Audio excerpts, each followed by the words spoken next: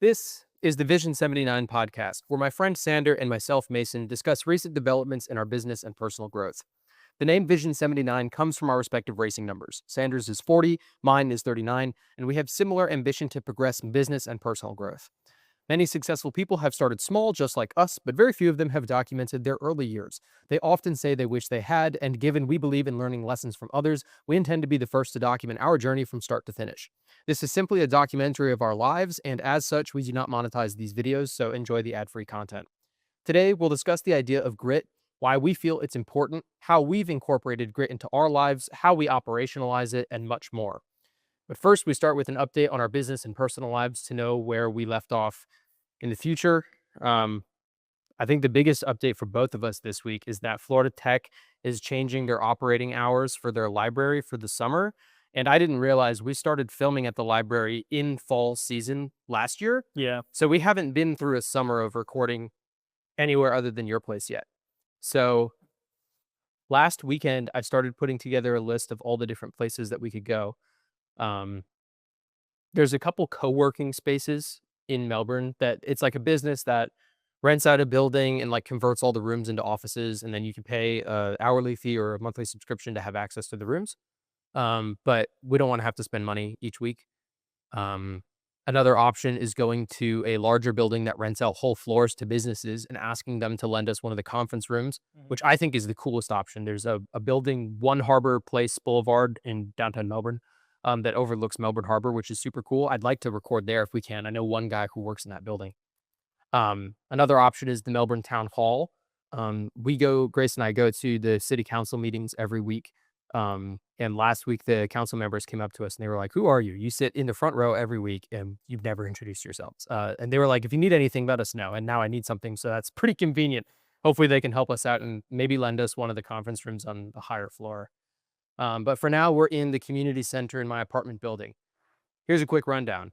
There's a huge wall of windows right in front of us for everyone to see us recording. There's 2 glass doors, so 2 points of entry. This is a walk-through hallway that gets from the front office to the gym. I see people around here all the time. I've never seen someone in here, but the other day when I was coming by to come in here, there was someone in here. There's no rules against, like, you can't book this space. It can't be private or anything like that. And I don't know if we're allowed to record in here. So I guess we might have some interruptions, but bear with us. We're gonna make it work. Honestly, I think it's pretty comfortable. We'll see how the audio and stuff turns out. But in terms of like right after the podcast last week, it was Monday actually. It was the next day because you told me you were like, "Oh, the hours are weird," and I thought your work schedule was going to like full night second shift or something like that. And you're like, "No, the library's closed." So I was like, "Fuck." So from Monday to today's Sunday, we figured something out. Yeah. I think that's good. Mostly you. I spent approximately 2 minutes and 45 seconds thinking of some ballpark ideas. But your ideas motivated me to find better places because Autobahn would be cool, but it would be so hot. I would sweat to death. I'm hot in here. I didn't think about that. But I took that idea because having cars in the background would be cool. And I reached out to Andrew Mackey with the American Muscle Car Museum, and that is a real possibility. In work. Yeah, potentially. That they're waiting on an email from you. I forwarded it. Oh, you forwarded it to me? And I called. I didn't see it. Okay, we'll check it out. Me? Huh? You called me about it? No, while we were on the phone, yeah. I didn't realize that you'd already forwarded it. I didn't see it in my inbox. I replied and CC'd you, or maybe I put you on the list, and I was like, Sander has more info. Okay. So like I looped you in. I'll reply. I must have not seen it. I think it was yesterday or Friday night. I have 400 unread emails in my personal inbox. It's okay. It's the weekend, and that's his work account, so I don't know that he's gonna check it on the weekend. But yeah. What is your business update? My business update is I got my ad accounts running. So I got a replacement account from my original agency. I got a different agency, different ad account as well. And I asked for 2 additional ad accounts to be just as spares in the background. Cool. My 2 additional ad accounts as spares in the background have not gotten a link to my account yet. But I do have the one from my original agency and I have the one from the other agency. Cool. I ran those 2 accounts at $100 a spend a day for this past week. Same exact ads, same exact audience settings, everything duplicated just to see which ad account performed better because different ad accounts will always perform differently. It's looking like my original ad agency is at least performing better for this product.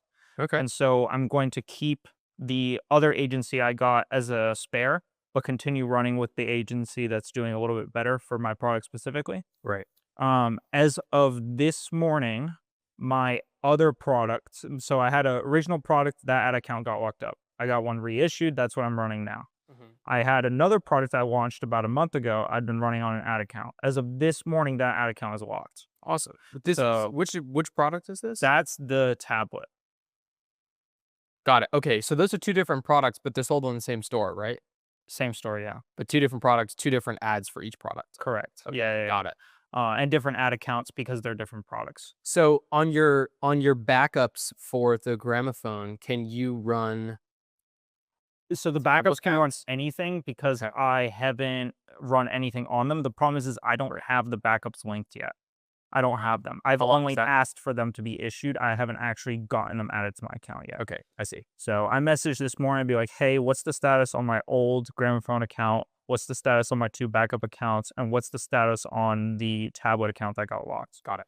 So as of this morning, that's locked up, which sucks because I literally just got some footage back yesterday Mhm. to create better ads for the tablet. And I was looking forward to cranking those out and launching them tomorrow morning. But and I already have like scripts done and like Right.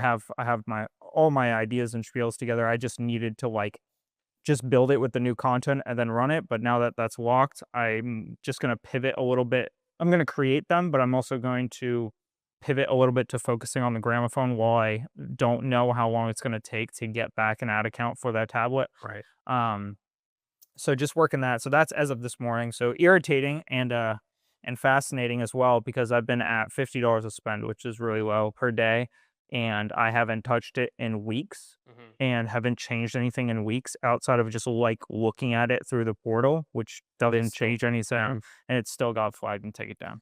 That sucks, but it would suck way worse if it happened in the middle of you getting the gramophone accounts back. Hmm. So it's good that you got the gramophone accounts back first before this one getting taken down. Yeah, absolutely. It could always be worse. It could always be better, right? Yeah, yeah. Um, So, you know, just is what it is. Going to work through that. And then this week, been working on creating ads, organizing the content I got back, um, m- making up my scripts for the new ads, and then I did some spreadsheet work in terms of my tracking for return on ad spend, for total spend, what's doing well, a lot of graphing and data analysis work that I've automated but needed to be updated for the month of April okay. because I update like the bigger spreadsheets on a month to month basis so I can just sit down and crank through it. So I hadn't done that for April yet. Now we're into May, so it was time to go back in April and do that. So that was about what my business stuff consisted of this week. Got it. So what about you? What you got? Sounds like a net neutral week for you. Some wins and some losses. Yeah, yeah. Gotcha. So nothing like hugely crazy. It's nice to have gramophone ads running again. The store is running again and making money, so that's nice. But nothing, crazy out of left field. Just normal crap and normal work for the most part. Can you link the spare accounts and start giving them small amounts of money to have in your pocket in case one of the main accounts gets taken down again? Yeah, so they are already linked to my main ad agency fund. Okay. And so if I need to hop over to one of the spare accounts, I can do so instantly without needing to worry about money or anything like that because it's all linked under the same like umbrella finance account through their ad agency. So if I have $1,000 in their ad agency, I can spend that thousand however I want across any of my ad accounts with them. Okay. So you could turn one of those on for the gramophone for tomorrow and For the just for the play it. tablet, Or I'm I sorry, for the could tablet. if they were linked to my account and I had them. I only asked for them to be issued. They aren't actually added. You don't have them yet. Right. But once you get them, you could set Yeah. them up as backups. Correct. That's Okay, the got goal. it. Yeah. So they're That's why I asked for two, one for the gramophone, one for the tablet. right. So they're restricting they're striking down in review your store like a week too early before you have the backup. Yeah, yeah. Well, I asked for them to be issued on Tuesday Right. of this past week, so I'm hoping that I can get them by Tuesday of this coming week. So just a couple more days. Yeah.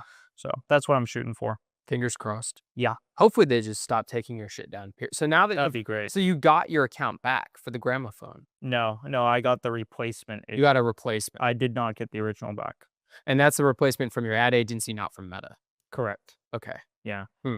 Meta doesn't issue replacement ad accounts. You can either create them, which is like a great way to get flagged, or you can hire an agency, which is like a medium great way to get flagged. Isn't that wild? Isn't it wild that you can ask the actual governing body to give you an ad account and they're like, yeah, but we might shoot it in the head. Yeah, That's it is. wild. It is wild. It is very interesting to work through. That's crazy. So, Okay. I have a lot. I have a lot. yeah, I know you do. Yeah. I didn't want to update you yesterday, but by nature of my dad asking and you being there, I told you I was going to tell you everything and ask you fun questions. Anyways, so closing on our first property was delayed because a repair needed to be done. And I think we talked about escrow holdback last week. Yep. Do you remember that? The TLDR is that our buyer was like, I'm uncomfortable closing with the repair not being finished. I want the repair to be done and then we'll close after that. I have not been a part of these conversations because a lot of these conversations are with the lender and the listing agent. And I'm cool job shadowing everything, but not being a part of those conversations without a brokerage and being a part of the deal. So I haven't said anything. I have a lot to say. I feel like there's a lot that I could have said to better illustrate the true nature of the situation, to convey that it's not actually a big deal. This repair is not high risk, and it's not high risk of going over schedule or over budget. But even if it were at risk of going over either, there's mitigations we can take, like asking for the sellers to put more money toward credit at closing by talking to the insurance company and getting an extension on like the grace period. Like there's a bunch of things that we can do. And we did do a lot of things, or Grace, I guess, did a lot of things with the lender to make it happen. But the buyer was ultimately like, foot stomp, we're not going to do it. And so I was frustrated because I wasn't able to do anything. And I feel that I could have gotten this moved forward. And the only reason I care about it moving forward sooner now is because, well, everybody wants, if there's no reason for the deal to be delayed, then let's just get the deal done. Right. But also now I'm tracking all of my performance metrics. And one of the metrics is what is the time duration from signing the listing agreement? So like, I'm going to help you find a house to actually closing. How long is that period? And then there's a second subsection of that, which is from when you go under contract, how long does it take to actually close the house? And I can use those two metrics when I go to new clients and say, hey, here's how long it takes on average to do these two things, right? The lower I can get that time, the better. Assuming happy customers and that everything goes well, right? I would never sacrifice time for like quality, right? Right. But in this case, I don't think that it actually damages the quality. I just don't think that Grace or the lender are doing a good job at illustrating that. And I think the tricky situation here is the listing agent doesn't care. He'll get the sellers to pay for it. Doesn't matter. They just want to get the house closed and then it's not their problem. And he is trying to get the deal done as quick as possible because he told his sellers, hey, I can get your house sold fast for a good price, right? So the listing agent's motivated. The lender, the more time a lender, not this guy in particular, but the more time a lender has between going under contract and closing, the better, because they have more time to do their paperwork and get their reviews finished and have everybody get their money in order before going to closing.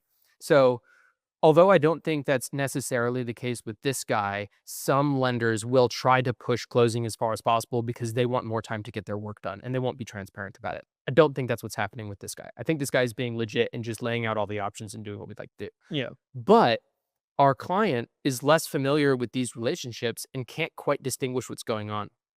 And Grace and I made the mistake early on in the deal when we got a counter offer on the house back when we were trying to get under contract. One of their negotiating tactics was to ask for an additional chunk of money into escrow after the inspection period, which they wanted a shorter inspection period. So the messaging that could be perceived as I want you to have less time to find issues with the house, and then I want you to be under pressure of making a decision to either commit or get out because you're going to put in extra skin in the game right at the end of the inspection period. And so that could be seen as these people are motivated to get their house sold, or they're hoping that you don't find something. In talking to the listing agent, I now think that it is, or in Grace talking with the listing agent telling me, I now think that it's him just trying to get the house sold quickly, right? But in talking counter offer period, we were like, this is kind of a dickish, like negotiating tactic. This guy is from a bigger city. He's probably used to more bold negotiation tactics, right? And so our buyer kind of like got their feet stuck in the ground and they were like, no, I want them to come down to my price. And we were like, listen, there's no shot that happens. It's already a really good deal on the house. He's being a dick now, but if we give them a little bit of grace now in the actual purchasing price, we'll get a little bit back later in the inspection period. And that ended up happening because they agreed to fix all the insurance things and then some on the inspection stuff, right? And if we had stuck our feet in the mud then we wouldn't have even gotten the opportunity to go to the inspection period. The issue is now we've painted the listing agent as maybe kind of an asshole, right? And at the time, it was like, this could be an option. He could be an asshole. And from then, there's like one or two comments he's made that have kind of supported that. But on the whole, I don't think that's the case. But the lender doesn't know that, and Grace isn't conveying that. And so the big issue here is that I think that Grace does a really good job of being good cop, and I do a really good job of being bad cop, and we balance each other out really well. But if I'm not there to be bad cop, it's just good cop and shit doesn't get done. And similarly, if it's just bad cop, the client's going to get frustrated with me and leave, and no business gets done either, right? And so I'm fucking like pent up, like not being able to do anything, not being able to help, which has been an awesome motivation for me to go find a brokerage, right? So I went back to my brokerage list. I created that weighted formula of the top 68 brokerages in Brevard County. Yeah. And I started going through it to pick out my list of people I wanted to interview. And then we got news that the repairs can actually be moved up from May 27th to May 16th, the original date. That's next Friday. I don't have a brokerage and I need a brokerage to get on this deal. So now I'm under a lot of pressure to find a brokerage, right? And so I had planned on interviewing the top 5. One of them is commercial only, so very low chance they take me. And the other one is a real estate team that works for a nationwide brokerage, but a team is usually a smaller group of experienced real estate agents. So less likely that they take me to. So now I'm down to my top 3, right? So I've got Blue Marlin, which is the company Tyler works for and has said good things about. Remax Elite, the company Grace works for and has good things to say about. And a third one that I can't remember because I didn't end up pursuing it because I didn't have enough time and I had no references, so I don't care. So ultimately, I decided to just go with Blue Marlin and Remax. I called each of the brokerages and filled out the form online to try to get an interview and didn't hear anything back in like 24 hours. And at that point, I was like, okay, I don't want to use nepotism to get into any brokerage, but I will use any of the tools at my ability to get myself into an interview seat. Because I don't want Tyler talking to the interviewer or Grace talking to the broker and saying, hey, Mason's really cool, you should give him a chance. I just want their phone number so that I can get in the interview chair. So Grace gave me the phone number for the broker for Remax, and Tyler gave me the number for the sales associate guy or the sales manager guy. So I was able to book interviews with both of them on short notice. But I asked Grace and Tyler both individually, like, hey, don't say anything in particular about me. Just ask if it's okay if you give the number. And so on Thursday, I interviewed with Blue Marlin, and on Friday, I interviewed with Remax.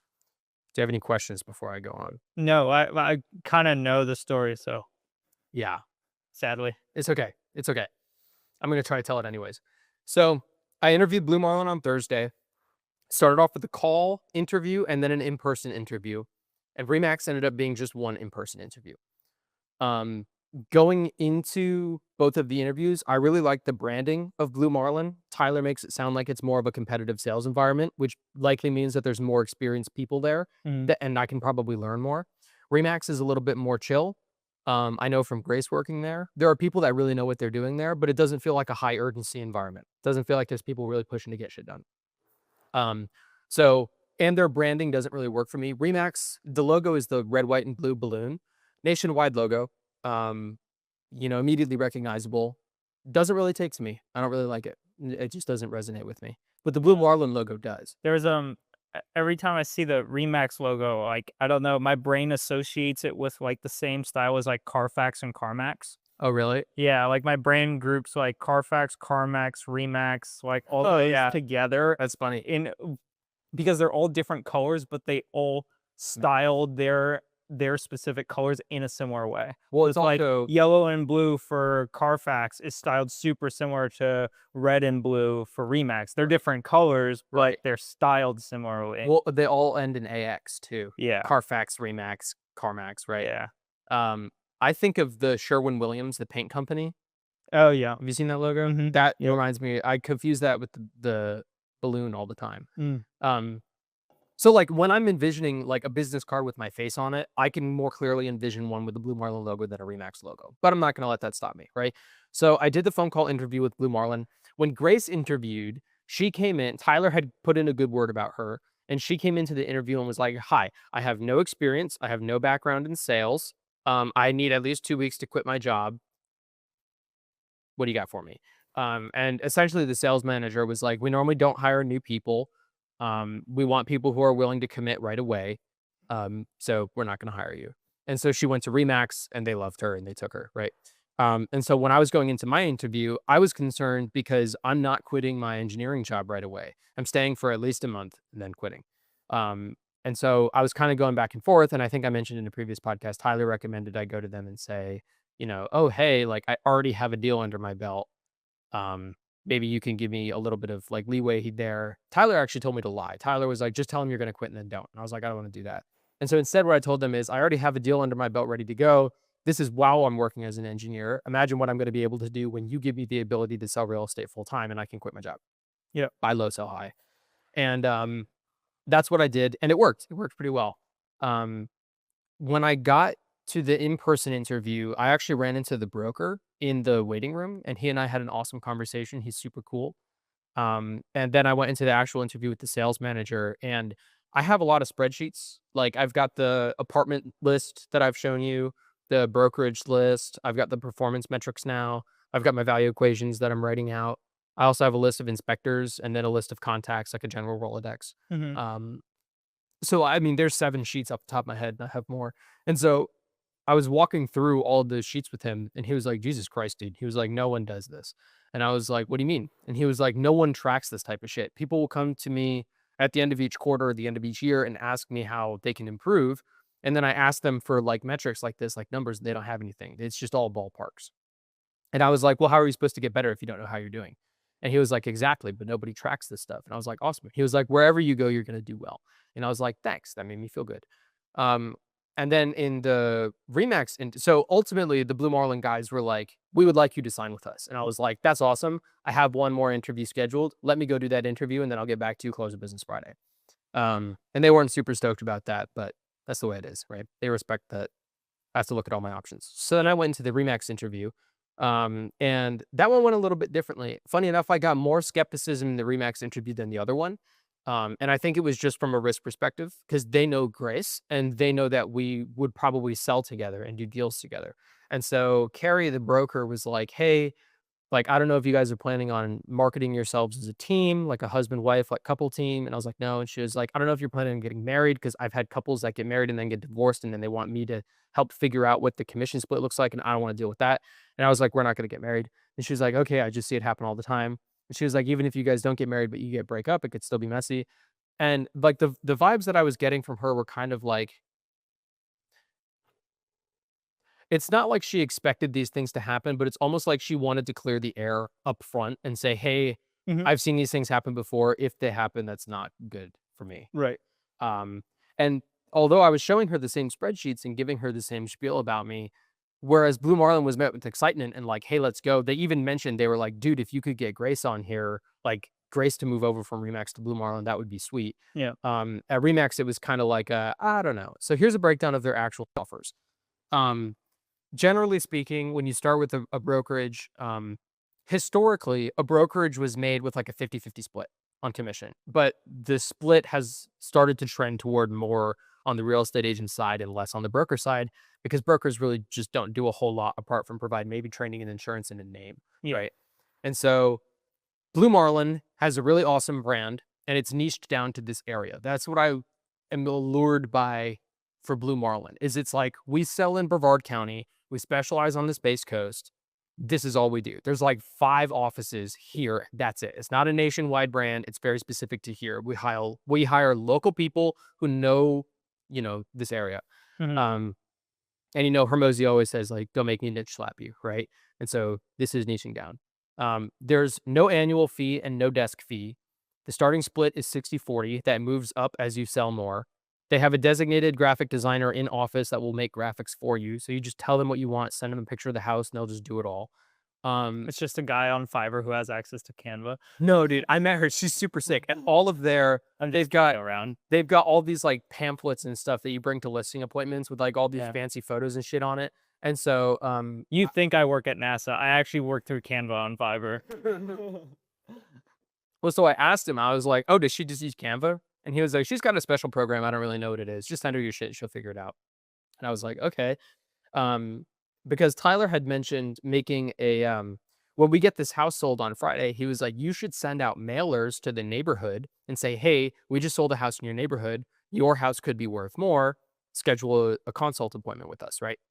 And I was talking to Tyler and I was like, "What design format for those flyers has converted the best for you?"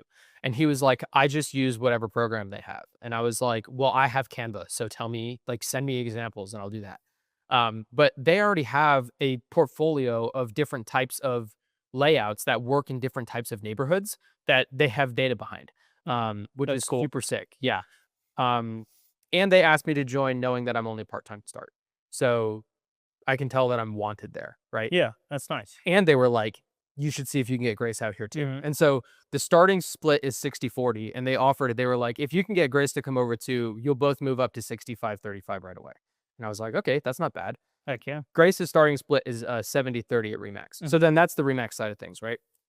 The Remax offer here is that it's nationwide branding, so it's strong, recognizable, but kind of generalized, not niche down. Um, and they have three different plans for split, right? The first plan, which is what Grace is on, is a 70-30, and you pay $400 annually and $410 a month, Mhm. right? And you stick with that split until you've sold 1.4 million gross in a year. Yeah. So after this closing on Friday, Grace will be at a million. Um, and then it moves up to 95.5, the Yeah. split. Cool. The other option is to pay 95.5, or I'm sorry, you pay $12,000 a year and 150 a month, and then that's 95.5 the whole year. So you have to make a decision at the start of each year which you're going to go with. Ultimately, I've done the math. It's like a 20% take home difference. Mhm. And then if you compare that to Blue Marlins, the tough thing about Blue Marlin is it's variable. So you can always move up in Blue Marlin. And once you lock in a commission, you don't lose it. So what's cool is like Tyler hasn't sold a house in 8 months. If Tyler's at 85% commission, if he earned that 85% commission while he was hustling and doing a bunch of houses, he now has that 85% commission and do one deal a year. He doesn't lose it. Mm. And he doesn't pay anything. But with Remax, it's a minimum of $150 a month. If I have 12 grand to blow at the start of the year, which I don't. So I'm paying 400 a month, which if I want to go on hiatus and do something else, I then lose my ability to, Yeah. because I have to pay each month, right? Um, it's all do-it-yourself graphics and advertising. There's no mentorship program. And technically they have three different routes you can take. There's a full-time real estate agent, which is what you think it is. There's a part-time support role agent called the Elite Program, which is essentially you have your license, you can do everything that a regular agent does, but they put you in a real estate team. So I would be teamed with Grace, and you support them while they're selling. So they go out and do lead gen, they do the open houses, they do the showings, you do the paperwork, right? Okay. I'm not a sit and do paperwork guy. And then the final option is you have your license. Technically, it's active, but you're not cleared to go do any real estate activities. You just give referrals to agents and you get a referral fee. And she recommended at the end of the interview that I do the middle one where I act in a support role until I leave engineering and then I can roll full time. Which I think is, you know, that's a fine option. That's a fine recommendation. The problem is the competitor has more to offer and wants me to be a part-time or a full-time agent Right. and want to encourage me to roll full-time as soon as possible. So ultimately I went to Blue Marlin and I just as started recording got the email with my onboarding package. Yeah. So that's my real estate update. Congratulations. Thanks. Well, okay, that's it for like my major real estate updates. I've got a couple minor things too. I didn't know that you had to have headshots done like basically when you start. I thought you did a bunch of onboarding, got your realtor certification, whatever, and then did headshots. Grace was like, you should have your headshots in the interview. And I did not do that because I just didn't have time. But now I'm doing like a small cut and trying to get a little bit more of a tan for my headshots. So I'm hungry all the time and I want to die. Um, I also realized that I can start writing things off my taxes, business expenses. Mhm. So I went back to Quicken again, and I looked into how I didn't know that Quicken had a web feature. It's got the desktop installation and like a web login online. And the web login online looks way cleaner. It's easier to use, but it has less capability. They basically pigeonhole you into having to install it on your computer and doing shit there, which is really fucking frustrating. Also, the file on my old computer was not updated anywhere in the cloud or online or my Google Drive. It's just on my laptop. Yeah. So now I'm having to go back through and update every single transaction line by line, and then I'll have to do a backup of that file to my Google Drive and like keep a running tally there. So like once a month I'll update my transactions and I'll save a copy of that file there in case I ever lose this computer. I can download Quicken on a new computer and then upload that file. Yeah. And now I'm backing everything up to the web because I know how that works. And fortunately, I found a method in Quicken where like I can say, hey, for every Powhana transaction, label it as Grit, and then it'll do that from here until the end of time. And I didn't know how to work that on the last time I had Quicken, so this time is improving already. That is my business update. What is your life update? Life was relatively sporadic, I'd say. I hung out with Robert yesterday, your dad. Chatted with I was like, Robert, it's my dad. yeah. Um Chatted with him about he's interested in some of the uh morale and kind of leadership related troubles that the program is having over on the NASA side and the Comet side of things. Right. And so that was from 2:30 ish until about 7. Mm-hmm. It was a long conversation. I was there doing Quicken during all of it. Yeah, yeah. So that was a long conversation with him. It seemed to be valuable, and I think he was super receptive to it and bounced some good ideas off of each other. So I was happy about that. And then after that, I chilled for about 30 minutes, 45 minutes until I got invited to dinner with Joel and his family. And we went to get sushi, which was nice. It was super good. It was like really freaking good. Um, and then we got back, and then I shortly thereafter went home and did some work. And then Joel coaxed me into going to Pacha. And so I went to Pacha and then accidentally ran a red light, totally like spacing out. And that was kind of about it in terms of life. But most of my life happened yesterday, just kind of like chatting with Robert and hanging out with Joel a little bit. And Zeke and Brandon was there. Callie was there at Pacha. So it was like a little get together. It was just nice to get out. Sammy's in Hong Kong right now. Mm-hmm. Well, actually, not now. She's in Nepal now. So she went from US to Hong Kong to Nepal. So she's going to spend about 2 weeks in Nepal, Mm-hmm. a little bit more than that, and then come back on the 28th. And then she leaves for Texas for a wedding for a week. So she's going to be like out for, Like a month. aside from one day, she'll be out for a month. Jesus. Yeah. She got that yeah. time off work. Yeah. It's Bowie. Yeah. So she got the time off work. And so she's doing that trek. That's awesome. Super cool. She's sending me photos. She sent me photos of like the food over in Nepal, and I was jealous, dude. Really? It looked so good. So it's not like the street food stuff where they like cut meat with their toes and shit. No, it was like Seen those legit. videos. I'll send you some Instagram. Yeah, I've seen the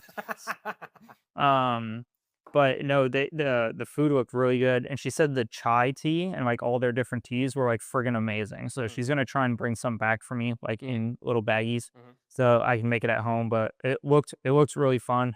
She took a taxi from the airport to her like hostel, Yeah. and she accidentally ordered a motorcycle taxi. Oh, that's kind of sick. So she was like riding a motorcycle taxi at like midnight, like going through the streets in Nepal. It was kind of sick. It was That's cool. cool. So yeah, it looks super fun. She said the cats meow differently over there, which was kind of funny. Well, yeah, they meow in Chinese. She said they were like they were like meow wow instead of like a regular like meow. Oh, you're right. Just Meow wow. Yeah, it was like really funny. She sent me like an audio recording. your cats meow in Chinese. That's funny. Have you seen the meow memes of like the meows of all different countries? Have you seen that meme? I'll show it to you after. It's not camera appropriate, but it is really funny. So she's been sending me stuff like that, and I don't know, like anytime like she's out for a few days, it takes me like a few days to acclimate being like alone at the house. So I try to spend like the few days after she leaves, like chatting with friends and like getting my spirit up and stuff like that. Right. And so I spent a little bit more time going out. I didn't spend a lot of time Thursday or Friday, maybe spent like an hour and change at Pauhana on each of those days. And outside of that, just worked on my ads or ad account stuff or my metrics and whatever. Yeah. And then yesterday I spent a majority of my day. I mean, I guess not technically a majority of my day. It felt like a majority of my day kind of doing non-related work. Although I guess the chat with your dad was sort of work related, but You can charge that. yeah, I'm not gonna charge that.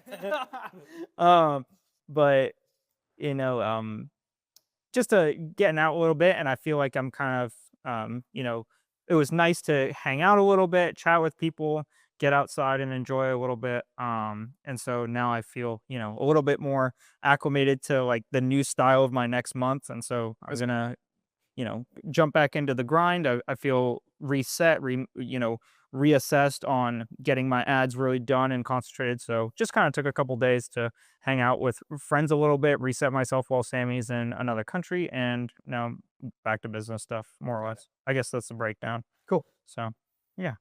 What you have, Nat? My life update is almost similar because Grace is out of town too. On Friday, I had to drive her to the airport, her and her sister to the airport at 3 a.m. for their 5 a.m. flight. And so she's been out of town for like 3 days.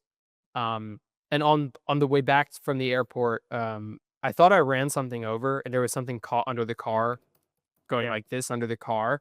But it turns out that some part of the tire had like shredded off and was like running around the wheel well, banging up everything. And eventually it went away. I could still feel the vibration, but it wasn't making the noise. And I checked the tire pressures. I had that up on the dash, and I was like, you know what? If I stop and I see something like wrapped around the axle or whatever, I'll probably call a tow truck and call a friend to pick me up. If I keep driving and it's fine, then it's fine. And what I don't know can't hurt me. So I drove to McDonald's and then work. And then I took the car home, and that's when I saw the tire was totally shredded, and I probably shouldn't have been driving on it at all. And I took a couple right-hand corners harder than I probably should have on that kind of tire, but I was okay. And I'm not driving the car anymore. I ordered new tires. And it's a great opportunity to order tires for the Camaro because those have been totally bald since February. Yes, they have. I've been waiting for you to get new tires. Yeah, me too. It's so is the car. But I finally ordered them yesterday, so new tires this week. Fine. I'm glad that something forced my hand and that something was not the Camaro exploding. But it's funny because with Grace being out of town, I have a different reaction to her being out of town. Because the biggest change to me, not the biggest change, because I miss her. I like it when she's around. But the way that my days are structured change is I don't have to make my bed in the morning, so I can get going right away. And then I don't have to think about groceries or laundry or anything else because normally we split those tasks. And so if she's here doing her part, I'm gonna do my part so that it gets exactly so that it gets done, right? So like we build the grocery list together and then we do meal prep together, right? But if she's not here, I should do all of it, but instead I'm doing none of it and just working.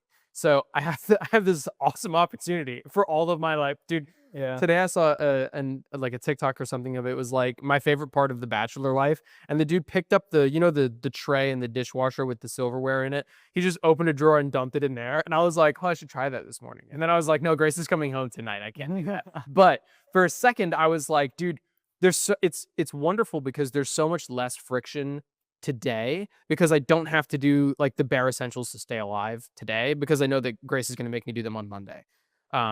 And so it's cool because it's like, oh, she helps me remember to stay alive. And so it's nice to have her around. But when she's not around, I get like a cheat day where I can do none of the things that I should do to stay alive and healthy and clean. And I can just get a bunch of work done, which is why my Quicken is almost finished, which is sick. Yeah. But she comes back tonight. Weird little noises. Yeah, I don't know. On the outside. She comes back tonight. And then tomorrow we're gonna have to do like all the groceries and meal prep and shit, which I'm not looking forward to. Got it. Yeah, I have like a 3-day period where I'm like, oh, I'm lonely. I want to go see friends. And then after that point, I'm like, okay, I'm good. And then I'll spend the rest of my time working. But well, you also know that she's gone for a lot longer. Like I know Grace is only gone for a few days, and yeah, she's gone for like a month outside of one day that she comes back and then she's gone again. So. Right. I would probably have to change my behavior if that were the case. Yeah, and then I can't not do groceries for 3 weeks. In the first part of this week, I spent a little bit more time hanging out with her too, and like doing some like small date stuff and whatever, just because she's gonna be gone for a while. You know, enjoying a little bit of time together. So this was a slower week, business wise, but still productive. You know, not unproductive. But you know, looking forward to picking stuff up today and into the following weeks. So, you want to come to pickleball with my family today? No, not really, to be honest. Me neither. Yeah. Okay. I started my week by going to my brother's graduation and commissioning. So Yeah. I now have more information on that because I didn't know what either of them were going into it. Well, okay, I know what a graduation is, right? But I didn't know what a commissioning was. A commissioning is essentially like, okay, you've graduated from officer school in college and now you're going into the military as an officer. So you're being commissioned or like granted access into the Air Force, right? So on June 2nd, he drives out to Vance Air Force Base where he starts pilot training. He's going to do pilot training for roughly a year, and then he'll be picked for one of two pilot development pathways, fighter bomber or cargo.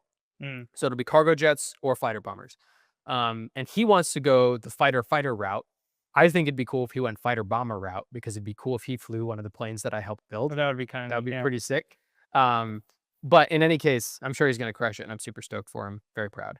Congratulations. Yeah, yeah. I want to try to get him on the podcast before he leaves on January 2nd or June 2nd because he's got so many cool stories, and I want to give him the opportunity to kind of like make a time capsule of like what were your college years like in like a 2-hour podcast that he can look back on in 4 years, like being 4 years in the Air Force, Yeah. Yeah. and a lot of the stuff that he has to say. I try to brag about him at every opportunity I can, but I'm sorely misinformed. I know just enough to know that I don't know anything. And so when I try to brag, it just comes across horrifically to anybody who has any sense of an idea of what's going on. Um, so that was my brother's commissioning. This week, I'm so excited for this week. Do you know what this week is? The third week of May. It is this week we close on our first house. Yeah. True. You might recall that in last week's update, I bought myself a gift to celebrate Oh yeah, the Lego. the Lego set. That Lego set is so big. I'm gonna need three days to build it. So I'm probably gonna take off this Friday when we close Yeah. and next Monday, There you to go. build for 4 days because I also have work to do like in between there. But I'm so excited. So it's gonna be probably a 4-day work week for me this week and next week. And I have the PTO to do it. So There you I'm go. so stoked about that. And then a personal philosophy development. I'm trying to hate people less. I just get so worked up so easily about things. And I heard a Hormozy quote the other week that was, let me find it. I don't want to butcher it. Did I say it in the last podcast? I thought I might have. No, you told me at the bar. I believe that you cannot both hate someone and understand them at the same time. Yeah. Yeah. And I have that with relationships. Like I'll get upset with an ex, like in my own head, right? I get upset with an ex and I'm like, man, I fucking hate them. They hurt me. That's, immature of them and like, fuck them. And that's bad. And then I think about their situation and their circumstances and I go, okay, there's probably a more mature way to have handled that situation. But the only way you would have known to act that mature is if you've done it the wrong way and learned that lesson or dedicated yourself to personal development. Sure. These people have not they have not pursued personal development. They've only been in relationships where they have had to make hard decisions and they've made those hard decisions. And so they're likely, Learning. they likely have coarser hands because of that, right? Yeah. And so then I become less angry with them in the moment. And then I become more understanding, like Elizabeth with the Space Code stuff. In a board meeting early on when I was there, she snapped at me in a board meeting and I snapped back. Well, I didn't really snap back, but she was like, fine, we'll do it your way, whatever. And I was like, okay, cool. Because I think my way is the right way, right? Sure. And thinking about it afterward, I was frustrated because I was like, we're all here for the same reason. We all want to make the team better. We're arguing over semantics. It doesn't make any sense, right? Like, can we just let it go and move on?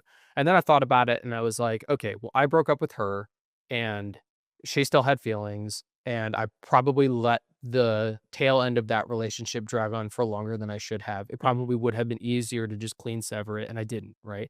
And so it's probably unfair of me to ask of her the respect that I'm now giving her when I didn't at the end of our relationship. And so then I become immediately cooled down and I'm like, okay, she can snap. It's okay, right? Why don't I have that feeling with people who I get upset with every day? Like people in traffic or people at the bar who piss me off or whatever, right? Why don't I have that? And I think part of the reason is that if someone does some dumb shit in traffic, you shouldn't be on the road if you're going to do dumb shit. You're endangering other people, and that I can be upset about, right? But I'm trying to find more ways to hate people less. And I that's think something I'm on. it's definitely it can be challenging at times, but I've at least in my experience I found that recognizing that everyone is an individual person, and if you really understood them, you'd give them more grace, I think is like a valuable lesson that has at least helped me. Mm. You know what I mean? Like, I get customer emails all the time. Literally, not even jokingly, I got an email from Karen Wood, and actually, I probably shouldn't have. Theoretical name. Miss. No, she was very nice, and uh, she was really upset, and it wasn't because the product was damaged or she didn't like the product or anything like that. It was delayed by like a couple days, Mhm. so it took like 11 business days to get there instead of like 8. Got it. And so she was really upset, and in her email there wasn't anything that like outright dictated that like she was wanting this for a gift for a certain event. She was just like, I just want this faster. And I was like, a part of me was like, man, like I try to fulfill these orders as quickly as I can. And, there's only so fast that we can ship this stuff. Like I can't, especially with, different import regulations and stuff like that going on. Like it can be challenging to get stuff into the United States in a timely manner unless you already have a warehouse in the US, which I don't have. And so, a part of me was like, man, like they're being so rude. Like, why? Like, and then I realized I'm like, okay, they went to the site and they expect this to be like a massive company that's been around for years, right? Because that's the assumption when you see, oh, well done site. And so I'm like, she's probably thinking that it's like a whole slew of people that have multiple millions of dollars that are running this corporation, and she's frustrated about it. And that's her perception of it. And I'm like, okay, cool. And I'm like, and in my perception, I know that like I'm running this by myself. I'm doing everything that I can. I always try to provide the best customer service that I can, and I care about my customers. And am gracious on refunds or replacements, even if it's outside of the warranty period. So it's like I know that, but they don't know any of that, right? Mhm. I don't know them, and they don't know me, and like I don't know concretely what they were waiting for. Maybe they had higher expectations. Maybe they had different expectations, and so like I could have easily either just not responded to the email and just let it ride, or been rude about it, or been harsher about any of my refunds or any of the stuff that I've gone through in the past with customer stuff. But I was like, it's they have a perception that's likely inaccurate, and I have a perception that's likely inaccurate. So I'm gonna give them the opportunity of grace, help them work through this problem, be courteous and kind, and then they got the product and they were happy. Mhm. So, just stuff like that, realizing that there are real people on the other end of the line that have their own set of assumptions or thoughts about the given situation that Mhm. can be very far removed from either A, the reality, or B, your perception, whether those two are aligned or not, is, another challenge. But, you know, working through that can be challenging, but I found it to be it's not always monetarily rewarding, and it's not always business rewarding, but it does feel rewarding to like the growth of who I am as a person. I'm like I would rather be represented as a person who gave this person grace that wasn't really deserving of it than the person who stuck it to them even if they didn't deserve it, Mhm. right?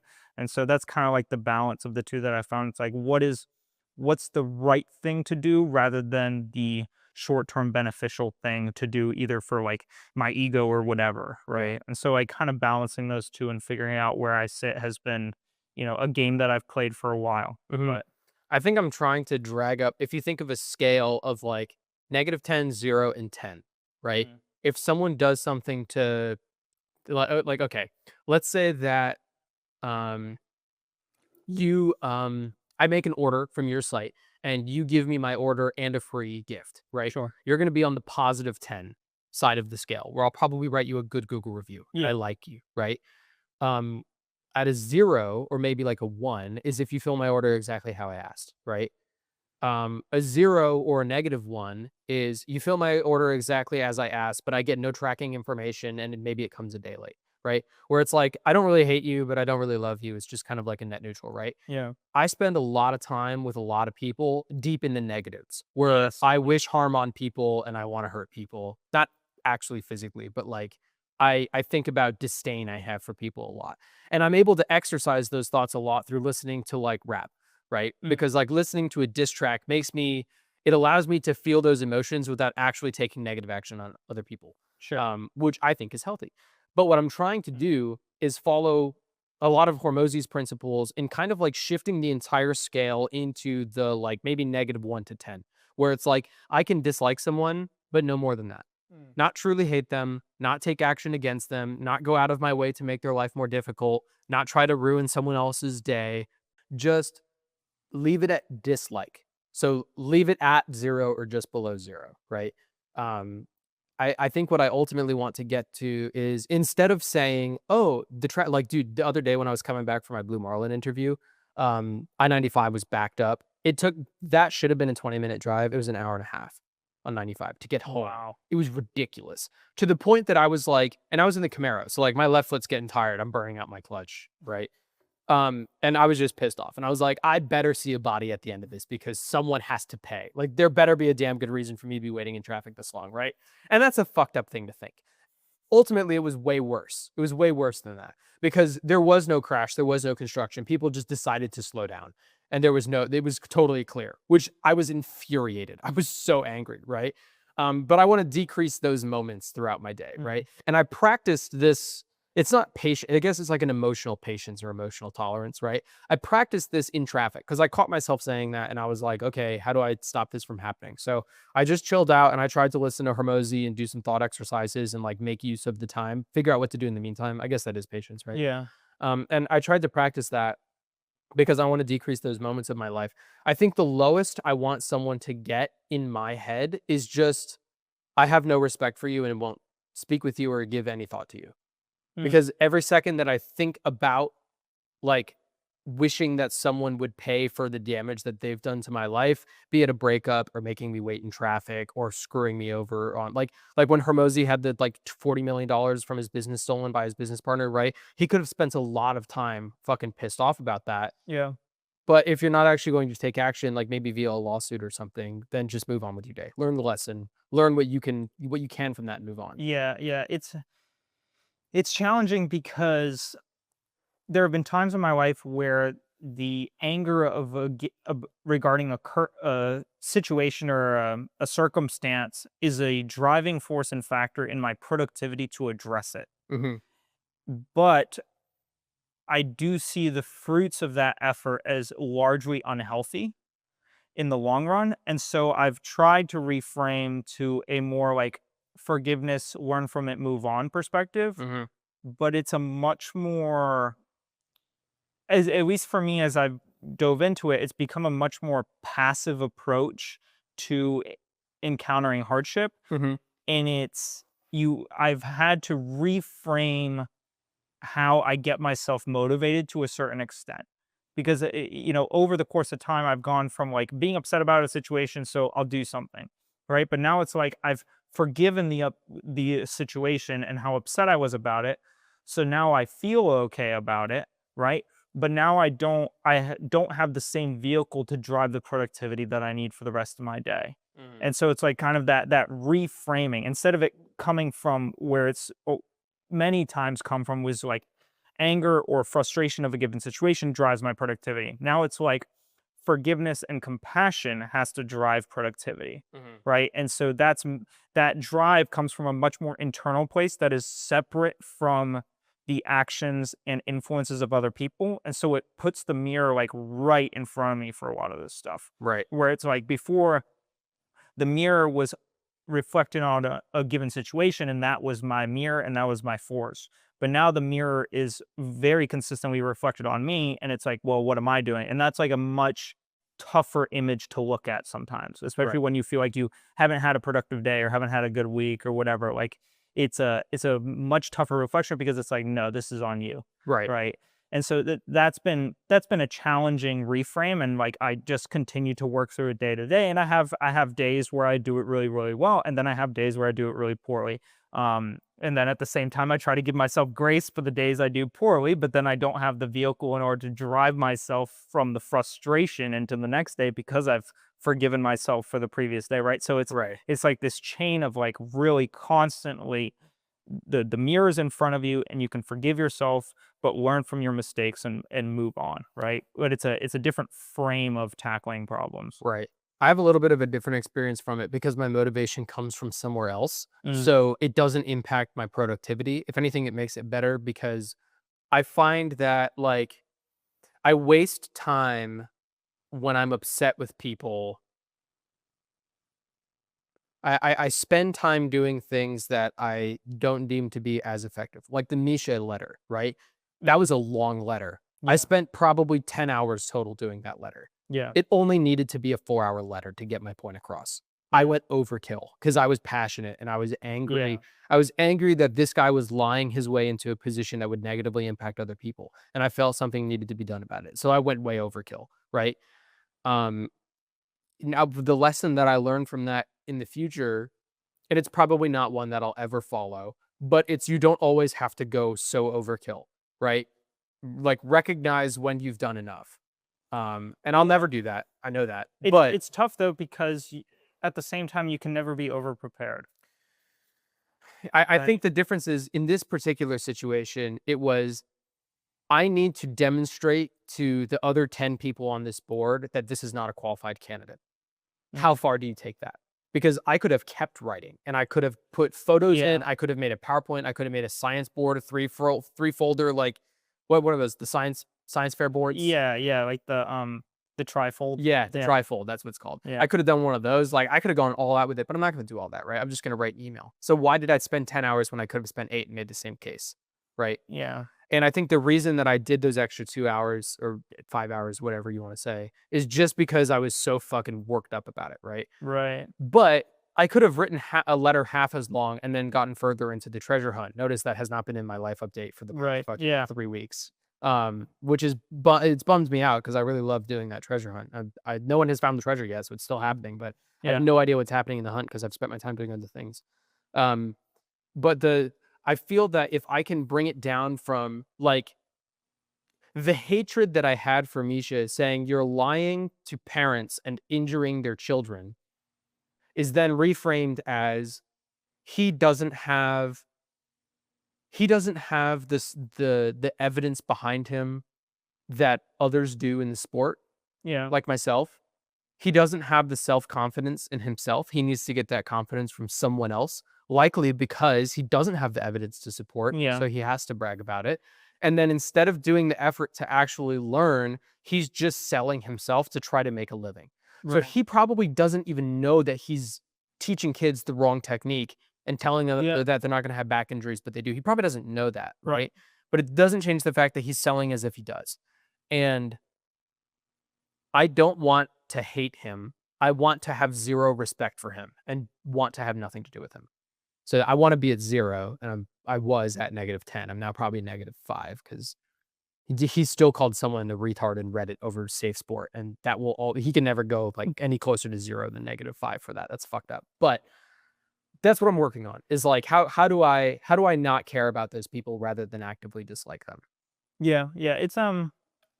It's challenging. It's challenging. It's a ongoing journey, and I think regardless of the decisions an individual makes throughout their life on their path of self growth, any decision that is in reflection of self growth will come with its own set of challenges and hurdles to get through, Mhm. because self growth is definitionally a change from where you currently are into someone different, Right. regardless of whether your self growth is fruitful or not. And so it's always challenging. It's always a reframe. But I think something that's valuable to look back on is, which we often do on the podcast, is look back on ourselves from 4 years ago, Right. right? And to see like, okay, like maybe this week wasn't as good as last week, or maybe this week was better than last week, but next week is going to be maybe shit, right? To look at it on the big picture and be like, okay, what is the real timeline here? Like I've grown so much as a person over the last 4 years, Mhm. and a lot more than people who don't focus on self growth at all, Right. right? And so to look at it on that time scale and to kind of, um, I think the some of the best self growth, at least the influence I try to have on the people around me is to set a good example of what I feel is at least a solid set of tools to give yourself the reflective potential to be able to understand how you can grow too. Right. Right? It's not to tell people what they should do. It's not to judge other people's lives, but it's to give a set of operationalized tools that they can use in order to understand themselves better and see how they can grow in their personal lives in order to better themselves and their relationships with the people around them. You're saying the podcast? That's how I try to approach self-growth in myself, and that's how I try to help other people see self-growth too. Got it. I guess that was kind of a tangent. It felt more connected in my head. Maybe it sounds more connected on audio. I don't know. I don't know. But I feel like the podcast is a it was great connected up example. here, but I feel like the podcast is a good demonstration of how we use the tools that we have and how we're learning to use the new tools that we get. yeah, Right. right. I guess it's like if someone listens to the podcast because they want to learn, that's cool, but I'm not here to teach. I'm here to document how I'm learning to use the tools, right? Yeah, Because like I've never used a fucking screwdriver before. I'm figuring it out. But in someone else watching us figure it out, we can say, okay, Hormozy told us that a screwdriver only needs one hand to use, right? So like I'm holding it, I don't know what hand to use it in, or if I hold it like a knife or like a baseball bat, like which way it's pointed in my hand. yeah, I think I'm supposed to twist it intuitively, right? But I don't know where to stick it. And then as the podcast goes on, we can see the learning cycle of that. And so if someone's watching that and they learn something from it, cool. But like I don't know how to use a screwdriver. I'm figuring it out, right? right. What's cool is that we're going to be able to go back in the podcasts and see, now we know how to use a screwdriver, but we can go back in time and see not only what was our thought process trying to figure out the screwdriver, like what were our early thoughts when we were trying to stop hating people, right? Yeah, But also where were we at in our lives and how did that impact it, right? yeah, So like the Misha thing is likely driving me to stop this like wanting to hate people thing, right? Christian really upset me at the bar a few weeks ago because he wouldn't leave me alone, right? And he has since like picked up that sometimes I just want to be left alone to work, and if we talk, I don't want it to be for a long time, right? yeah, But I probably could have done that in a more adult manner. Same thing with like Derek when he didn't fill my drink up all the way when he first started at Pauhana, and I was like, that fucking asshole. He's not. He just didn't know. So like a lot of these things are likely driving these lessons. But also in the future, we're going to be able to go back and watch the podcast. We're going to be able to watch the podcast right before we make our first $1 million. right. And we're going to be able to go back and watch the podcast the week before your mom dies. Right. Yep. And we can see Come on. we can see exactly where we were at in our lives and what we were working on when different life events happen to us and how does influence our life lessons and our philosophy. Yes, yeah, exactly. I've actually been so I thought about how to divide up the seasons of this podcast a while ago. Yeah, because at first I thought, okay, after a year it'll move to season 2 of the podcast, and then after year 2 it'll move to season 3 of the podcast. I just figured it would be continuous. Because I label the episodes and seasons when I put it in Spotify. Oh, So really? it's like season 1, episode 57. Oh, Season got 1, episode 58. Right. Got it. It's like a organizing feature that you can do. Got And it. I was like, I think that the best time to move from season 1 of the podcast to season 2 of the podcast is when we've both quit our 9 to 5s.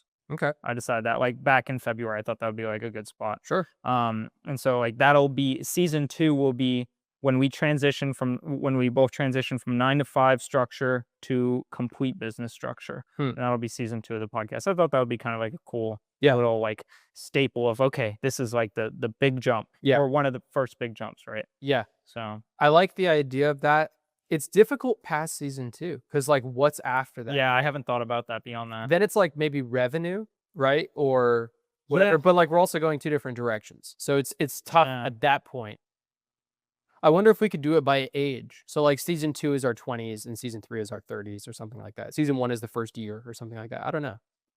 Yeah, that's a good question. I've always thought of it like, how Rogan does his where it's like, it's just a number, right? Yeah. It's like a continuous whatever. I've always thought of it that way, but I haven't considered seasons.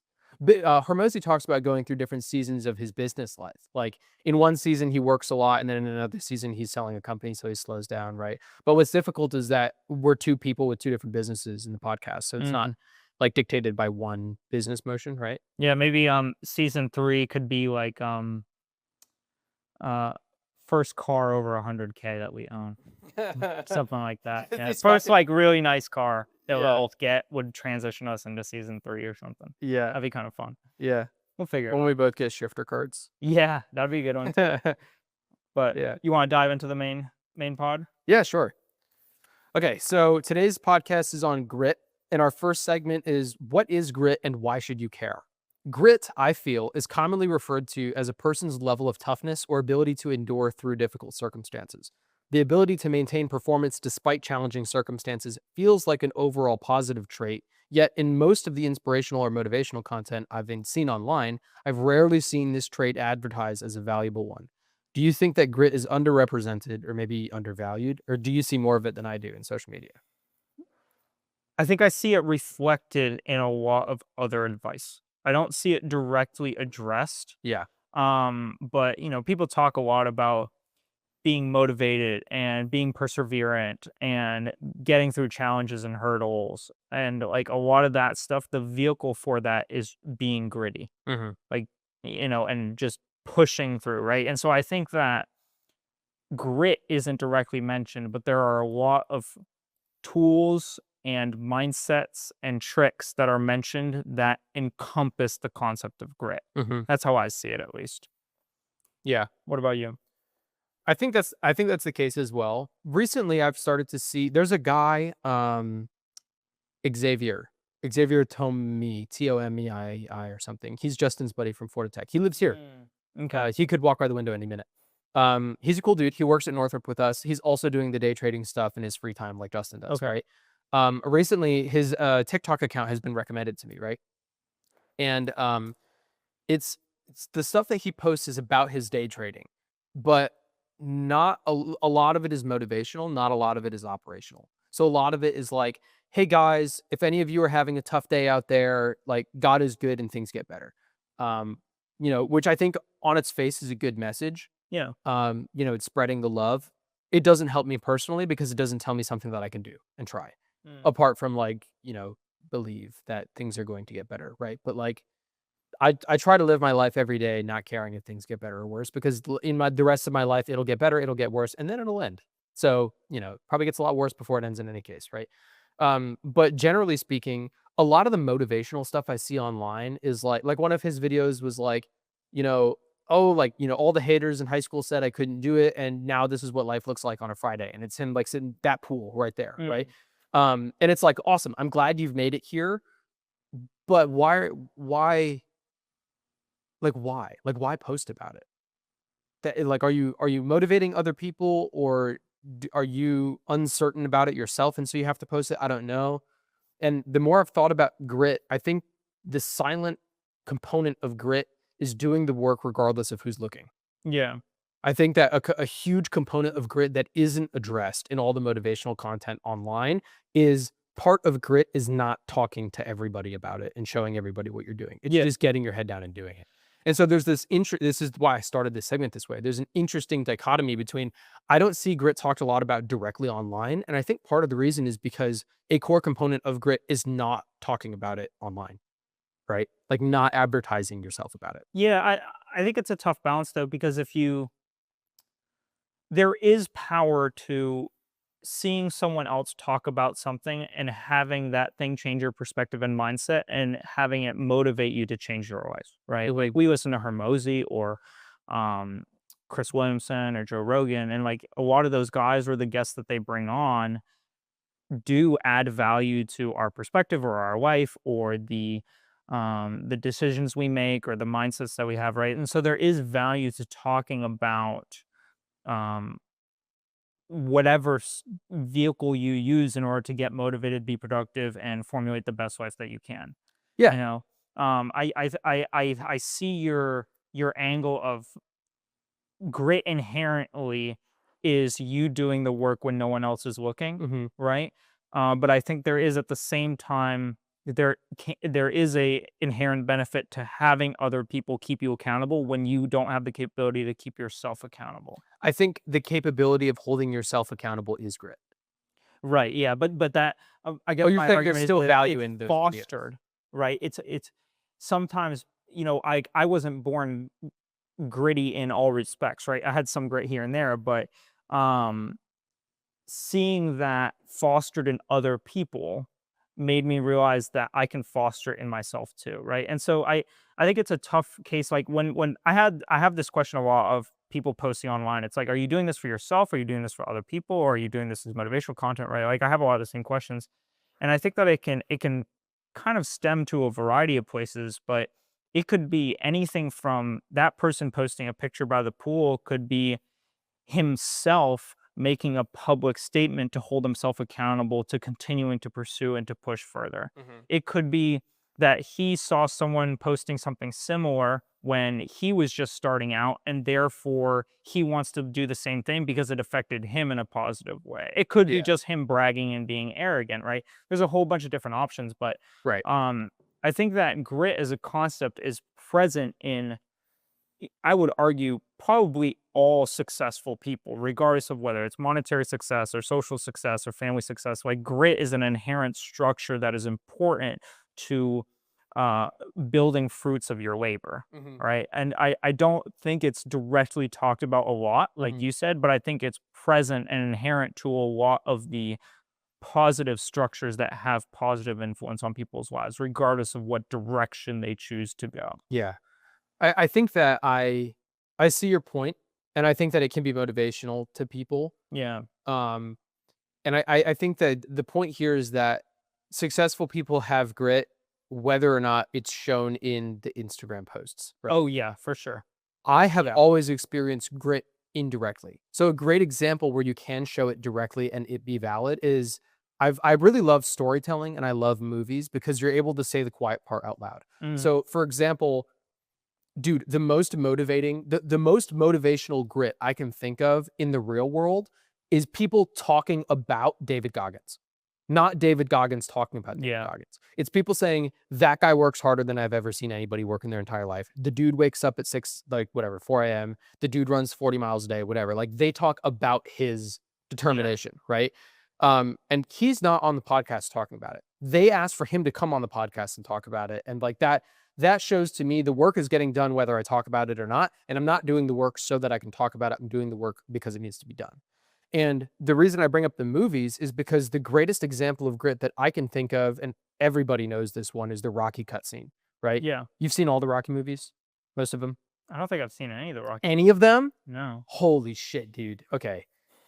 We got to find a time to sit down and watch Movie this. night. They're incredible. The first three. Date night with Vision 79. So here's the breakdown. Here's the breakdown, right? Yeah, yeah. In the first movie, God, these movies are incredible, dude. Sylvester Stallone, the actor, had no money. He wanted to make this movie. So he Okay. sold everything he owned. He sold his dog to get the money to make this movie. He made the movie, made a shitload of money, and then found the guy he sold the dog to and bought his dog back, No, which is that's super cool, right? yeah. Um, and Rocky, the character, is a boxer who he's not very smart. He's like a bouncer or something, or he works with the mob to like go help like retrieve their money from loan sharks or Mm, whatever, right? Um, and he wants the finer things in life, but he has to work for it because he's a nobody, right? There's this famous boxer who wants to do an event where he's going to box a random no-name guy who's the greatest no-name boxer in the city, right? And it turns out that Rocky is selected to be that no-name boxer, and the fight's going to be televised and everything, right? And so Rocky, this absolute nobody, fights the greatest boxer of all time, and and it winds up being a tie, or like maybe the famous guy wins, but only barely. But everyone's like, "Holy shit, dude!" Like Rocky at a certain point was just getting his ass kicked, but like Apollo Creed couldn't knock him down. He just kept standing. He wouldn't fall down, yeah. right? But the point I'm talking about with Rocky is the Rocky training montage. Are you familiar with this? No. So in the middle of the movie, when Rocky is like, "Oh man, dude, I have to be this guy in the fight. This is my ticket to like, wealth and being the greatest boxer." Um, there's a training montage of him like getting in shape, right? Oh, yeah. And it starts off with him like running and like he like is trying to climb the stairs at the Philadelphia like town center or whatever, I don't know, and like he can't make it all the way up without catching like his breath. And then as the montage goes on, he does more work, he gets in better shape, and by the end, he runs all the way to the top and then he throws his arms in the air, and that's the statue that's in Philadelphia, right? Oh, okay. That's Rocky 1. Everyone talks about Hormozy talks about the Rocky montage looking like glorified because it's like doing the hard work and like progressing and whatever. But the Rocky cutscene is a 35-second montage. In real life, that's 5 years, right? It's so funny. I never realized it was connected to the movie. I thought it was just like Rocky as in like Brock's, it's going to be like no, quite literally Rocky. yeah, You know what I mean? Like I've heard that Hermosi quote so many times and I yeah. never realized it was connected to the movie. The I thought it movie, was just like, oh, it's Rocky. Like, oh, like yeah, Rocky boats or yeah, like, Rocky car ride or whatever, yeah, right? yeah. Yeah. I see it. Rocky Balboa, the boxer. Yeah. But the reason I bring it up is because, yeah, that's grit in the first movie because no one's there. He's a nobody. He's on his own, and he's just doing the work, right? But what exemplifies this is by the time we get to Rocky 3, he is like the most famous boxer of all time. He's the world champ. Everybody loves him. There's paparazzi everywhere. He opens his own chain of gyms. He works out at the gyms and like everyone comes to watch him, right? And he's so caught up with like all the paparazzi shit and the bodybuilding shit that his actual training isn't happening. Because like in between sets, he's signing autographs and stuff. So he's not focused. And then the protagonist of that movie beats Rocky in a fight and becomes the world champion. And so the whole arc of Rocky 3 is you let fame get to your head, you got cocky, you rested on your laurels, and you lost it. You lost the championship. So in Rocky 3, the Rocky 3 cutscene is, okay, I need to get back to my roots and I need to do the work without everybody around looking at me. So he like, maybe this is Rocky 4 and I'm confusing it, whatever. He goes off into the mountains and does a private, or no, he goes to the beach with Apollo Creed. Whatever, who cares? He goes off and does his own private training and like puts in the work just like he did in Rocky 1 when he was a nobody. No paparazzi, no press, no distractions, just focus on being a better boxer. And then he comes back and wins the fight at the end of the movie and gets the title back, right? But this is a perfect, like, I guess it's like a analogy, story. Yeah. It's a perfect example of how I view grit, which is you're doing the hard work when nobody's watching.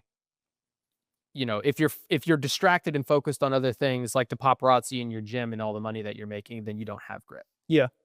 I hear you. I hear you. That about covers segment 1 for me, I'd say. I haven't talked about any of my bullet points yet. Oh, really? I feel like I've covered most of. I mean, I got some. I wrote here, grit is the practice of consistently being resilient and pushing through hurdles without looking at the time. I don't have the no one watching aspect, but I kind of tie the looking at the time aspect to it because I wanted to throw that in there because I feel like I see a lot of people will have like a really hardworking day, and I had many of these. And then the next day, I'd be like, "Oh, that's like I don't have to really do anything today." And then the next day, I'd work hard, and then I don't have to do anything. And I definitely have my phases for sure, where I have like a few days where I'm just like not quite on point. Yeah. But I think the times I'm most proud of is when I worked without looking at the clock. Yeah. Right. And so that's what I strive to hit every day. And I would say I probably work better than I give myself credit for, but I hold a really high standard for myself, and therefore I feel as though I hit my marks very rarely every day. Right. But at least if my marks are high enough, the bar that I'll hit is good enough to continue making progress at minimum. Yeah. So, I threw that in there as kind of like one of my bullet points. And then we talked about the trait thing a little bit, but I think that grit is inherently built in through other traits too. Like grit is a kind of center stone around a lot of other things that are talked about more commonly on podcasts and whatever. And it is clear that grit can give you a competitive advantage because people who are more successful in any avenue of their life, whether it's monetary, financial, family, social, whatever, are gritty people by nature. I'd say. So that's about what I had for segment 1. What do you got for us? So I have thoughts. I have grit is a universally applicable skill. So you can apply it anywhere, not just work or personal life, wherever. Because I think essentially at its core, grit is just like doing the work that needs to be done. Yeah. I think it's similar to mental toughness, and I go on to this in future segments. But that goes back to the doing it without looking at the clock, right? Yeah. Very difficult, like in rowing or exercise, to do something without looking at the clock because you just want it to end, right? That's where I developed grit. And then you can apply that to business too by doing the work until it's done. Difficult circumstances come in all shapes and sizes at the least opportune times. Possessing grit allows me to continue to work at the same rate, even if I don't feel like doing it. So grit is not just not looking at the time and not caring about other people being around, but also not caring about how you feel about it. It's doing the work, period, Yes. regardless. I care about grit because it's a trait that allows me to continue my anticipated volume of work regardless of stakes or obstacles. So the second part of this segment is why should you care? I care about it because it helps me get it done, right? Yeah. And then I wrap it up by saying, essentially, grit is the ability to reduce all obstacles. And then in parentheses, I have the point of highest leverage. And I have written going to bed on time. Oh, I heard this Hormozy podcast this week. Mm. So earlier I mentioned I'm trying to get thinner and more tan for the headshot. So I've been walking on the beach like with no shirt on this week just to try to get more tan. And not eating anything to try to get thinner. But I've been listening to a Hormozy podcast while I walk the beach, right? And in one of these podcasts, he talks about how the single greatest thing that you can do to like increase your productivity and life in general is just to go to bed on time. And Chris Williamson was like, cool, why? And Hormozy said, when you think about leverage, you think about what single action can I take that improves multiple metrics in my life? Yeah. So when you go to bed on time, you avoid going out and partying with your friends, you avoid drinking, you avoid drunk driving, you avoid the highest likelihood of getting robbed, you avoid, sleeping in the next day, you avoid low energy, et cetera, et cetera. So like this one action by setting an alarm when you go to bed instead of when you wake up can solve all these problems. It's the point of highest leverage in terms of action, right? Yeah. And so I think that taking those actions is an execution of grit. So grit is the ability to reduce all obstacles. And an example of such is taking actions like going to bed on time to enable yourself to reduce those obstacles. Yes. Right. Yeah, I would agree. I think I wish that pulling back my bedtime was more effective for me right Mhm. now because I did like it when I was going to bed earlier. The tough part is that with ad scaling or any ad changes, they have to be done at 2 a.m. Mhm. And so that time is kind of a locked in time for me. Yeah. Um, because I can't scale down or scale things up, you know, more than 15 minutes outside of that 2 a.m. window. Right.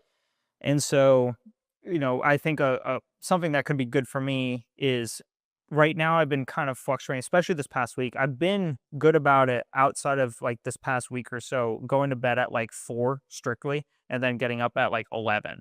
But it's been fluctuating between like 2 and 5. Mhm. And so now that you mention it, I'm thinking right now, I'm like, I should set one at 3 because that'll guarantee me the 2 a.m. window. And then I can go to bed at 3 and I can wake up at 10 Right. and that'll be good for me.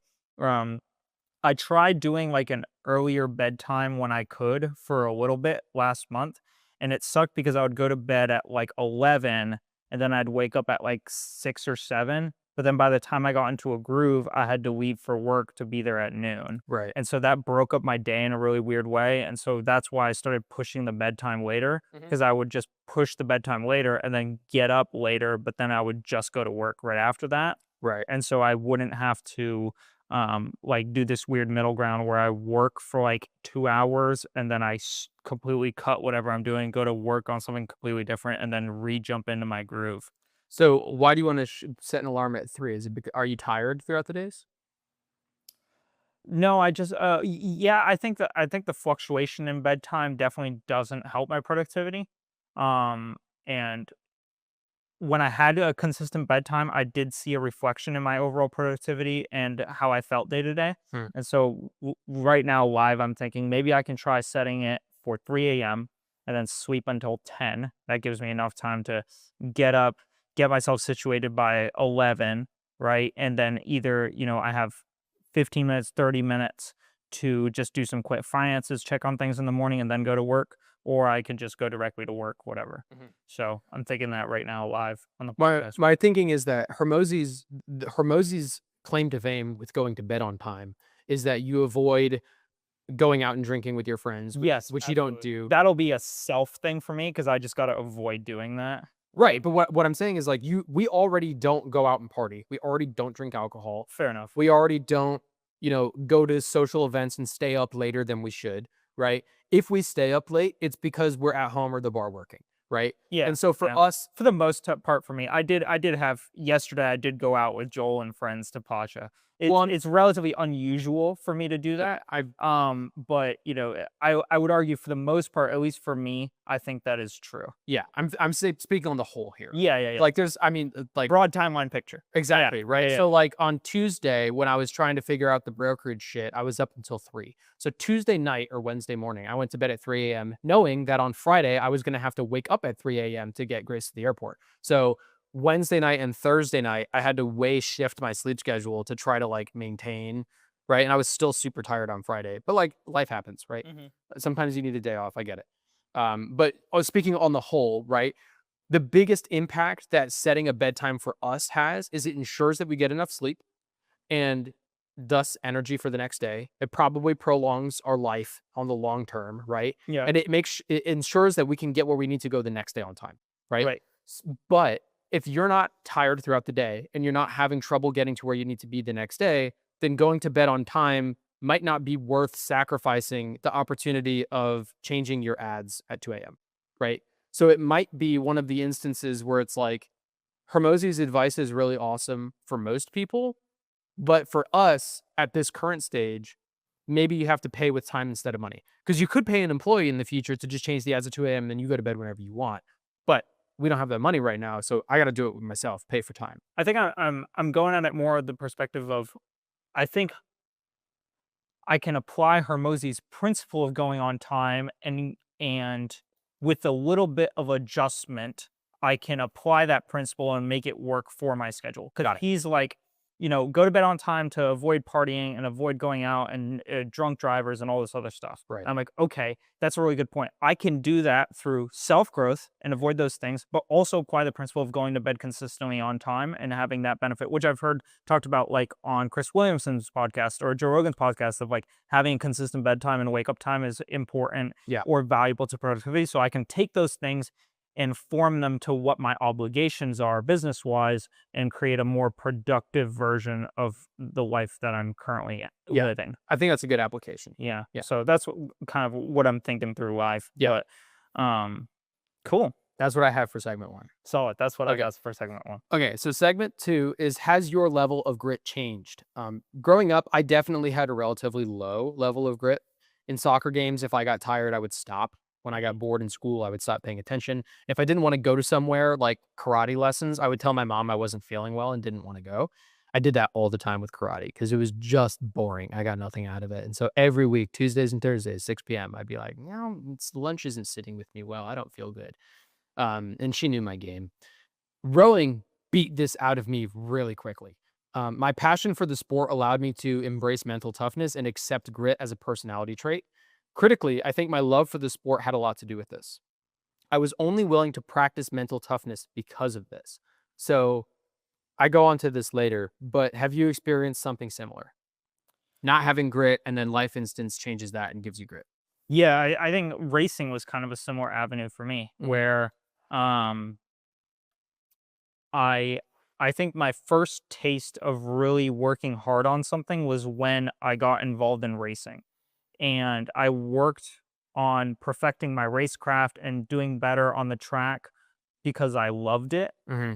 But through that, I learned working through something, regardless of whether you feel like it or not, yields a valuable outcome. Mm-hmm. And so through that, I learned to be more gritty in my approach to challenging tasks. It's interesting that we both love an activity that is difficult. Yeah. There are other people that love activities that are easy. Yeah. They just don't love stuff that's challenging. And I feel like the passion is a really big key into building that grit. So like for rowing, I loved the sport. Maybe didn't like how difficult it was, but I loved it anyways, like an almost ethereal, like intangible, just passion for it. Yeah. But in rowing, you actually physically cannot stop rowing. Like while the boat is moving, you can't stop. You can stop trying, but you can't stop rowing because someone will spear you in the back or you'll hit the guy in front of you, right? So like it Yeah. teaches you that like once the ball is moving, you cannot stop. Um, my freshman boat, we had really bad race starts. We just were not technically proficient enough to keep the boat balanced while we were like doing our first 10 strokes. But our coach liked to refer to us as a lead ball because it was really difficult to get started. But once we started going, you couldn't stop it. And we would pick up speed through the race, which is Yeah. abnormal for freshman boats. Um, but it taught me that if I'm not going to stop, then I might as well try. Right. Yeah. And if I did not love the sport, then I would not have the motivation to try and I would have given up on learning grit. So if I didn't love the activity of rowing, I would not have tried. I would have stopped trying. I would have kept rowing, but I wouldn't have put any effort in. There's a lot of people that do that and they don't get the same benefits out of the sport that I do. And I think a huge part of it is because they aren't passionate about it. They don't love the activity more than they hate the feeling of pain. Because I love being good at rowing more than I hate the burn in my lungs, right? Yeah. Yeah, it's interesting. It's a curious question to figure out why. I don't know. It's something I've struggled with to figure out why people love an easy life. And I'm like, why? Why love the ease of it? I don't know. It's like the challenge holds so much. You know, I mean, I could if I used to say this in early college when I had to stop gaming. Calco asked me yesterday at the bar. He was like, "Do you play any video games?" And I was like, "I used to play a lot of video games, but not anymore." You know, my sophomore year of college, I had like a come to Jesus moment where I was like, if I don't try, then I will fail and I'm going to lose a lot of money and a lot of opportunity. And I don't Yeah. want to tear tickets to the movie theater for the rest of my life because that's what I was looking at doing. And so I had to stop playing video games. He was like, "Yeah, I kind of had that same realization," which isn't true. Kako's way smarter than me. He does not have to try as hard as I did. That guy's, you know, very, very gifted. And he's like, "I use video games now to like de-stress every once in a while." And I was like, "That's awesome." Yeah, I think, you know, what kind of games do you play? Because I liked like Minecraft and Ark and Rust. Like to do it justice, you have to sit down. Like you can't watch 10 minutes of Rocky. You got to watch the whole thing. To Mm. do it justice, you have to sit down for multiple hours. But Calco likes the shorter style, like Smash Bros. Style games where you can play it for 15 or 30 minutes and then like you're Yeah. satisfied and you're done with it. And I was like, that's awesome. I really wish that I loved that style video game because it gives me a quick way to decompress. But I just don't take to those games. I just don't like them. And so we were talking about that for a minute. It was actually a good conversation. But I used to say in college, I was like, I can't wait to be retired and like in an old folks home because I can go back to playing video games then. Like then I'm not gonna have to work. I'm not gonna have to be good at anything. I can just sit in an old folks home and like rot playing Minecraft, which is Yeah. dope. And now I'm like, oh, that actually kind of sounds terrible. I don't want to do that at all. There's this there's this book I read. Um I didn't read it. I listened to the audiobook, but I guess I read it. I don't know. It was about relationships and love, and it was kind of this was like at a point in my life where I was like, how do I get better at talking with girls? This seems very unrelated, but it is. I have a story that ties in. This was just a few weeks ago. No, it wasn't. But it was a book about like how to like how to pick up girls and like how do you carry yourself in a relationship, and it was more like along the lines of like the pickup structure, which I'm not a fan of, and but I gained some value from the book. It was interesting at least, Mhm. but one of the story arcs in this book, and this was just like a documentation of this guy's life, and he was like a pickup artist, and he went from like essentially like 100% nerd to like super cool pickup guy. And he was like essentially documenting his life. And he actually started a business where he taught other people how to pick up girls and like all this stuff, right? And he talked about this other pickup artist that he worked with and how this pickup artist was like getting into business with him, but then he would like sabotage the business and go back to square one. And then he'd like work through and like do all this, try to get like the business going and all this stuff. And then he'd like make all these dumb decisions and sabotage it. And there was like one small part of the book where one of like the girls that this other guy was with talks about him. And she was like, yeah, like he'll get to the point where everything is about to work really, really well, and then he'll cut it and completely sabotage it and restart. And the girl was like, I think that he he sabotages himself because he's worried to not have the like he's worried to just be sitting still. Mhm. Like he's worried to have the safety net of things actually working. Right. And he likes the chaos and panic of things not working. And so when he sees that they're not going to break themselves, he breaks it for himself. Hmm. Which is like a really weird, like kind of interesting thought. But I was like, man, like, I think that's kind of an innate fear in a lot of people who like have bigger goals is like there's a unknown factor of okay, when I hit this, like where am I gonna go now? Like I don't wanna just like sit around. Like I gotta do something. Right. And so it was like there was a very human aspect to that. Although it seems so illogical on the surface, it was very human in a way. And I was like, I thought about that and I was like, it was kind of tying it into your story. It's like I don't want to be old and kinda just sit around. Like, I wanna continue to work and be productive and move towards something. Right. Um, Grow with so that. I hear that fear of, like or it maybe not a fear, but a thought of, like, "Oh, man, I gotta keep moving, I gotta keep doing something." Hmm. You know what I mean? I Yeah. want it kind of a weird story, but it ties into that and I guess speaks to how universal that that can be. There are some people who like an easy life and like chilling, but there are a lot of people who like to continue to work and love the process more than they love the fruits and will continue to sabotage themselves to give themselves an opportunity of continuing a process rather than ever actually bearing the fruits, Yeah. you know? Hormozy talked about this in a podcast I listened to the other day. He was interviewing candidates for like some position, and one of the guys was crushing the interview. And at the end of it, Alex was like, what weaknesses do we have to work on? Not look out for or like a reason to not hire you, but what weaknesses can I help you overcome? And the guy was like, I'm self sabotaging. When things are going well, I'm not going to hurt the business at all, but I'll hurt things in my own life. And Alex was like, that's dumb. Don't do that. And the guy was like, yeah, it's just, like I can't help it. And Alex was like, you can. It's just behavior. I'll help you figure it out. And the guy was like, okay. And Alex was like, if I tell you to do behaviors, can you do them? And the guy was like, yeah. And Alex was like, then we don't have a problem. And he went on to be like a really good employee. Um, but Alex does a really good job of breaking those things down into behaviors. And so it's interesting to hear the self-sabotaging thing because I don't self-sabotage. So I don't understand. Like, I have had a lot of experiences really excited about something working and then outside circumstances make it not work. And then I hurt a lot from it. So I would really love for things to work out perfectly and then I can optimize them because like you can endlessly optimize something, right? Yeah. So I've never experienced breaking something for fear of it working because that doesn't resonate with me in my logic at all. Um, but it's a curious case. It would be interesting for me to learn about those people so that I know how to navigate relationships with those kinds of people, you know? Yeah, yeah,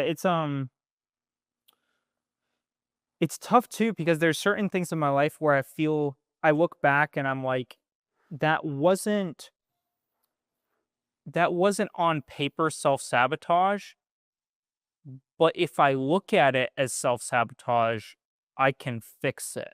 And like I'll make an example.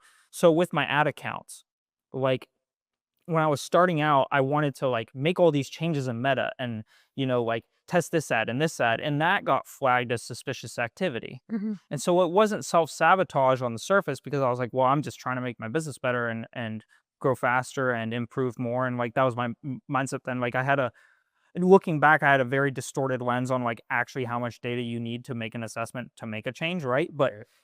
in my mind then, I was like, okay, this day was bad and I'm gonna change this and this for tomorrow and like do this thing. And like I was making changes really quickly.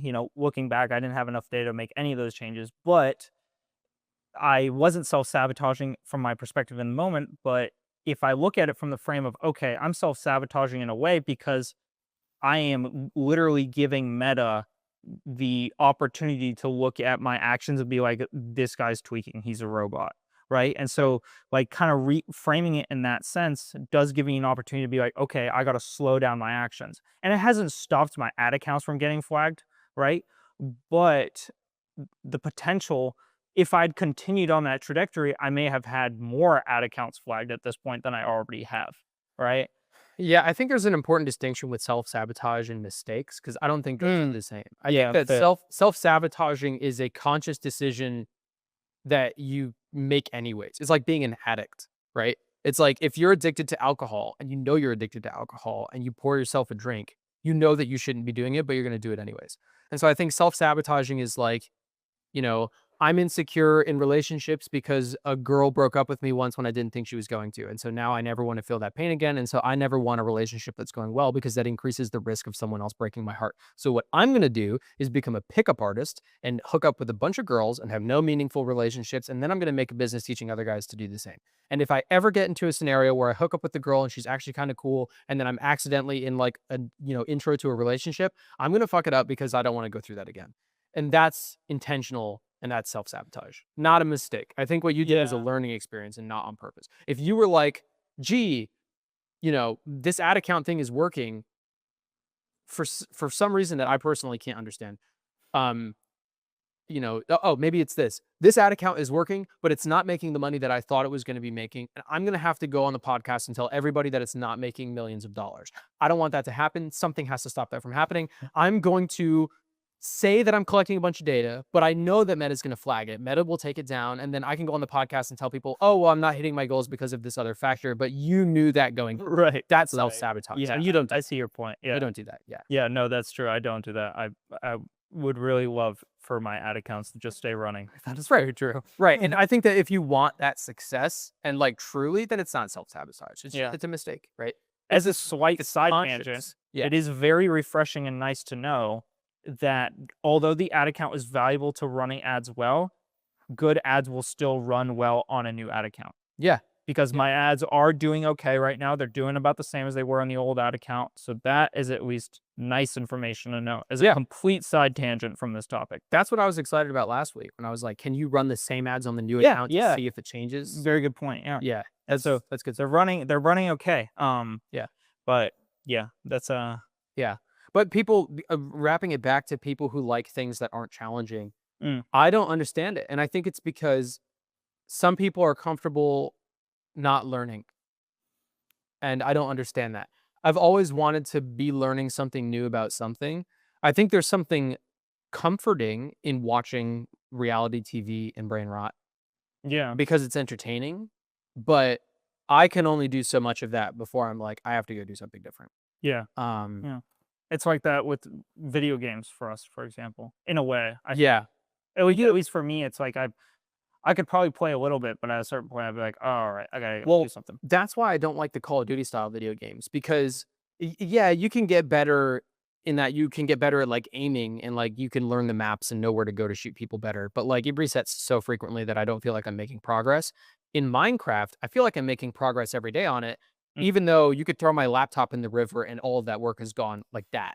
Right. And I had my world deleted once in Ark. I was playing on a server, like a public server, with like 40 different people. And I built this like really awesome base. It was super great. But I didn't know that every 6 months they do a wipe and they refresh everything to get, because at a certain point, if you were at the level that I was at, I could just go like destroy everybody else's shit and loot all their stuff. Oh yeah. And other people would do. I didn't do that super often. I only did it with people that were assholes. But people would do it all the time. And so they do a clean wipe to give the lower level players a chance to get a leg up and like have shit, right? I didn't know they did that. So like I logged in one day and everything was gone. And I was like, oh, now I start over. And I was like, well, I wasn't prepared for this. And I'm not having as much fun now because I suddenly lost everything in one day for no reason and can't get it back. I couldn't even download the world so I could go back and like play on my own. It was just gone. And that's when I was like, maybe video games are a waste of time because, for me, for all the resourcefulness that I think those style of video games taught me, ultimately, you're not building something that lasts or makes money or anything like that. And so it doesn't, resonate with me. But also I have come to, and I think this has changed over time because I used to love playing those games and saw no issue with it. And like, why would I want to go learn like how to sell or build a system or anything about the real world or real estate or history or anything like that? Because I don't care. And now I would rather watch like a real world documentary than a TV show. Dude, I used to watch The Office and How I Met Your Mother on loop nonstop back and forth while I was playing video games. So it was like brain rot central and I loved it. And because it's entertaining. But now it's like, I can do that, but I can only do it for so long. Yeah. Before I get bored and have to go do something else.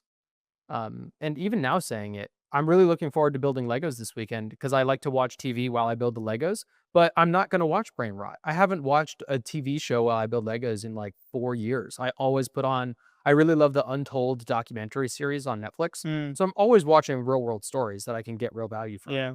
Even if I don't realize I'm getting life experience from that.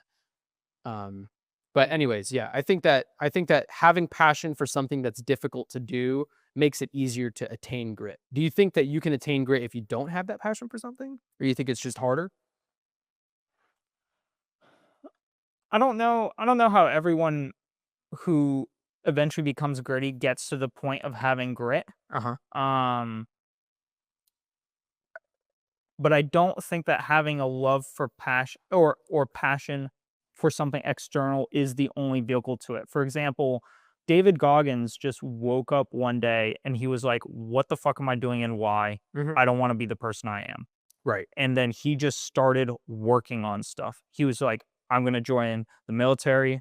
I'm gonna kick ass. I'm gonna lose a bunch of weight." Like he was just like someone who just woke up and the switch flipped for him, Yeah. right?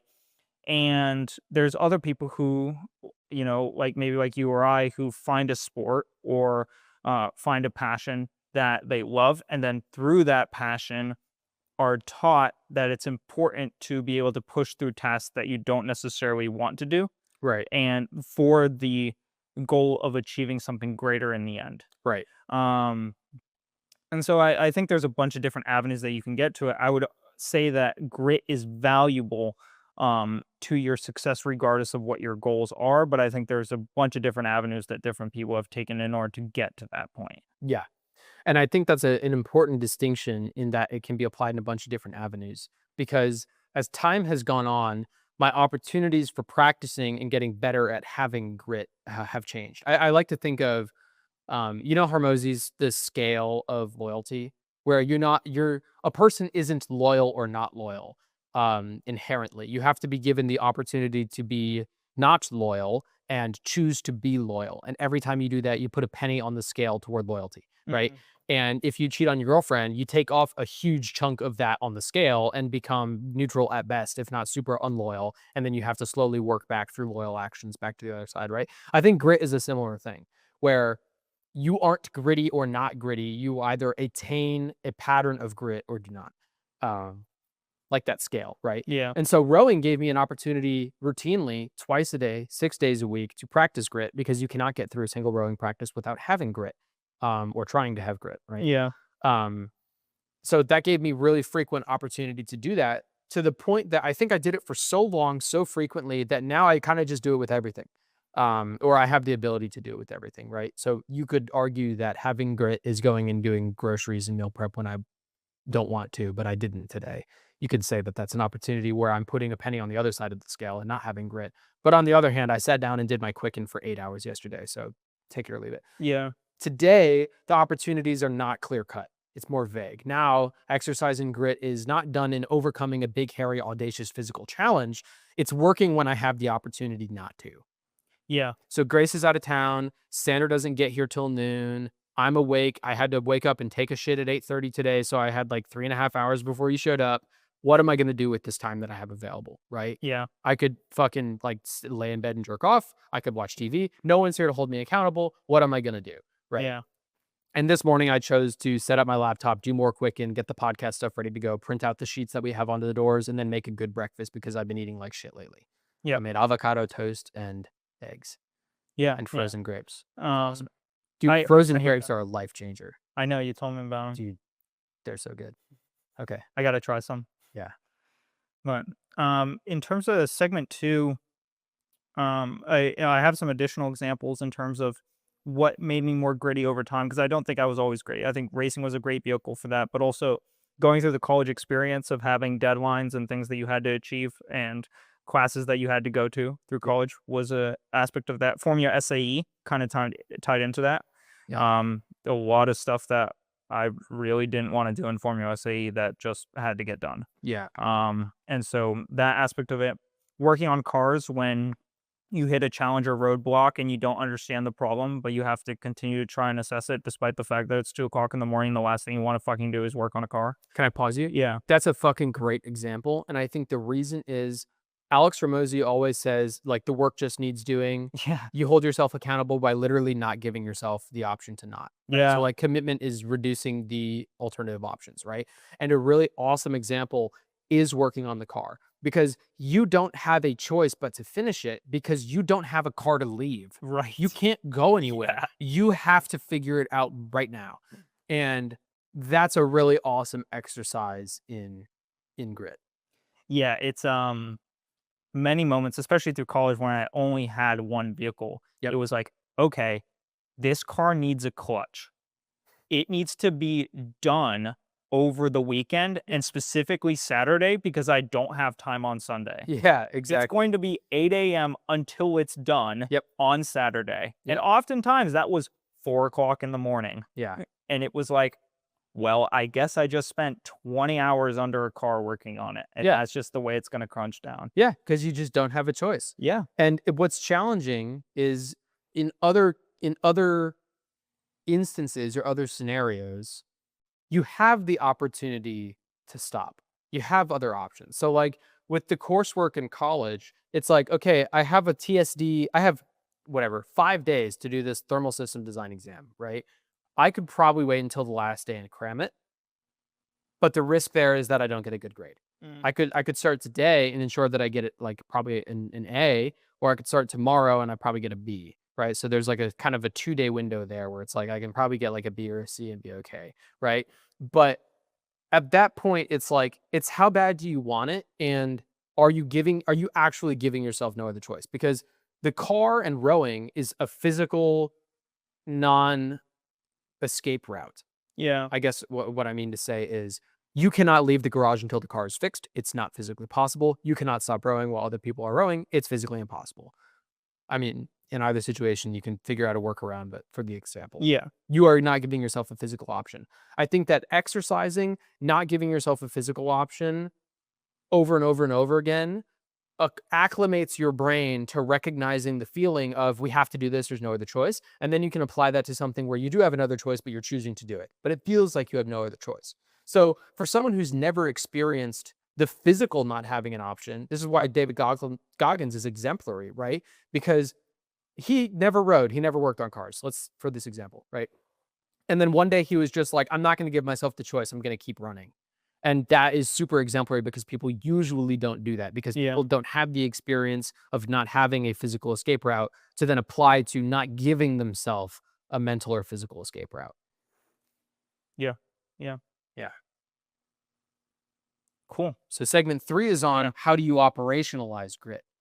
And grit, as I define it, is the sustained effort to push through challenges despite discomfort, boredom, or delayed gratification. To increase your grit, all you need to do is continue to execute the necessary work regardless of circumstance. In other words, your performance should not be affected by those circumstances. How do you define and operationalize it? I like your definition.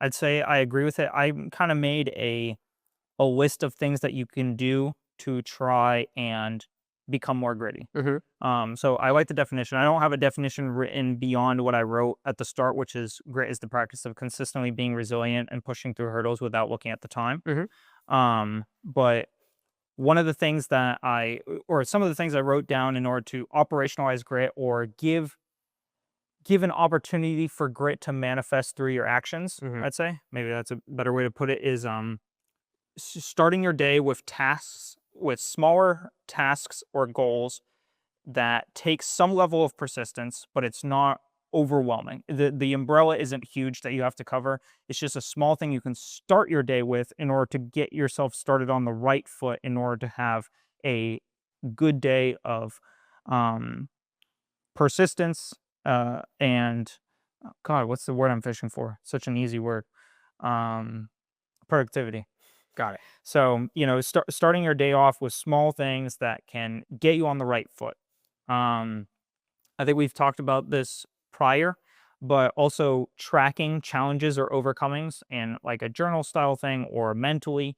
If you're really struggling with being able to see the tasks that you're going through on that larger time scale, like to just journal down or write down the smaller things you accomplish to recognize that like, oh, okay, overall big picture, I'm doing well. I'm making progress. Maybe today I stepped on the wrong foot and, I didn't have a great day, whatever, but broad picture, like I'm doing well. I have to keep doing the small things day to day in order to continue having that broad picture, but I can continue to improve. Look at how far I've come from A to where I am now. Right.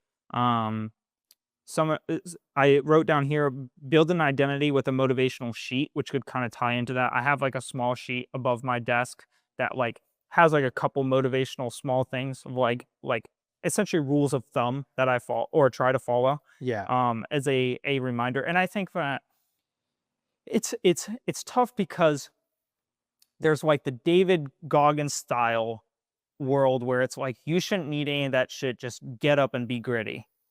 Yeah. Right? And then there's the side of like, I need all of these help tools in order to even get out of bed in the morning, right? Right. There's like the two polar opposites, right? And in an ideal world, I'd love to work towards the person that's the David Goggins of the world, where I can just get up and do anything regardless of how I feel about it. I don't think that's the reality for me today. Right. Like I, despite the fact that I try to make a good day every day. Some days I fall into the traps of doing things that are less productive. Some days I scroll too much. Some days I feel like I do tasks that weren't directly pertinent or important to my success. I distract myself with things that are valuable but not important to my main goals, right? And so I have deviations and I have days or moments where I deviate, right? And so I think that although ideally I'd love to be like a perfect person who doesn't need any of like the small motivational tools or sheets in order to just be gritty. But Right. I'm not at that point, and so I have small tools or things that I use in order to try and work towards that ideal. This is like a real world example of like equality versus equity, which is you and David Goggins both are presented with the opportunity to get up and go run each morning. Right. Equal opportunity, equal physical ability. You're both, physically healthy, Yeah. right? The difference is David doesn't need inspirational, motivational stuff to do it, and you do. Yeah. And it's up to you to decide whether or not you're going to implement those things to actually execute on it, right? Yeah. And that's the difference between equality and equity, which is like essentially, it's like, have you ever seen the picture of like the three people standing on the fence? And it's like one of the kids is really short and can't see over it. One of the guys is super tall and he can, and there's one in the middle. Mm. And so then they get different height stools so that everybody can see over the fence, right? Yeah. I can't exactly remember the whole philosophical thing between the difference of equality. I think equality is everybody is equal and has equal rights, like equal opportunity. And then equity is we have to give people who have less more so that they can actually go forth and do it. Right. So it's Mm. like if someone was born into a billionaire's family, we get rid of a bunch of his money and we give it to people who are born in a poor, basically Yeah. communism, I think. And then equality is everyone has equal opportunity to go and do something, right? Yeah. And so you and David had equal equality in that you're going to get up and go do something. And it's up to you based on your own circumstance. You have to work harder to get it done. But if you want to do it, that's your only choice, Yeah. right? And yeah, David doesn't need the motivational stuff, so he doesn't have to do it. But His is internal, it's fostered inside of him, right, and I don't have that yet, and right, so I need some tools in order to start forming that, right. but alternatively, I look back and I think of myself 4 years ago, and I'm like, I would have needed way more tools to even do a fraction of the amount of work I'm doing right now, Right. and so there is overarching progress, Right. right? And so it's like, okay, I'm gonna continue implementing some of these operational tools, pushing myself. Although I think that it's not impossible for me to wake up tomorrow and decide to run 40 miles and throw away my phone and just completely center myself around just doing hard shit all the time. That's not impossible. Mhm. It's highly unlikely that that will happen, Right. right? And there's an argument to be made about like what's better and what's worse, right? Because that's a challenging framework to work in. But for me, I want to become more productive and more gritty. And so what effective things can I do for myself every day to work towards a more gritty and effective and productive person? That goes back to there is no better, there is no worse, there is no good, there is no bad, there is only is, Yeah. right? And I have done more thought development on this because, okay, back to the Hitler and Abraham Lincoln examples, right? Um, uh, World War II, America winning World War II was good for America, and you could argue good for morality, bad for Hitler, and arguably good for morality, right? But if it's bad for Hitler, then that means America winning World War II in some sense is bad, right? Because it's dependent on perspective. And so the new thought development that I have is there is no good and there is no bad. There is only alignment with a person's goals. And so for you, throwing your phone away, waking up and running 40 miles every day does not align with your goals. Yeah. Therefore, it is not good for you. There is no good, there is no bad. It just does not align with your goals. Yeah. Similarly, losing World War II did not align with Hitler's goals, Right. Yeah. but it did align with our goals, Yeah. the United States, right? So again, there is no good, there is no bad. It's just it aligned with our goals. But everybody perceives things that align with their goals as being good, which is why everyone says it's good that we won World War II. And that aligns with my goals. And so I also feel that us winning World War II is good. Right. But the Hormozy had a podcast recently on nihilism, or he mentioned it in one, where he said, I'm a nihilist and everyone thinks that's negative. Like I think about the world negatively, but it's not. Nihilism is just thinking that there is no good or bad there. It just is. Right. And I've taken that and taken it a step further to say that it's not good or bad. It's just closely related with a goal or not. Yeah. And everybody has different goals, which means that good or bad is different for everybody, which means there is no universal good or bad. It's just how close is it to your goals. You could have maniacal goals that take from other people that most people would argue as bad goals. And then any action toward that, which would be considered good in that subsection, is bad overall. But Yeah. a bit off topic. Interesting. Yeah. Yeah. Oh, interesting thoughts. Yeah. Um, But that's helpful in me in my life because then when I'm looking at things, like now I can say, okay, Misha coaching for Space Ghost Crew does not align with my goals. Not good. Misha coaching for Space Ghost Crew does align with his goals, so it's good for him. Once again, there is no good or bad. There's only something that aligns with my goals or aligns with his goals, right? And so then I don't hate him as much when he says that he wants to coach for Space Ghost Crew and thinks that he's qualified, because I'm sure he does think he's qualified. yeah. But that's just in alignment with his goals, right? I don't know how calling someone who's concerned about the safety of kids retarded on Reddit is in alignment with his goals, but Hitler had bad goals too, so maybe so does Misha. I don't know. Yeah. Or maybe he wasn't acting in alignment with his goals. Maybe he was just acting when being angry. That's true. He could have been not. He could have not been authentic.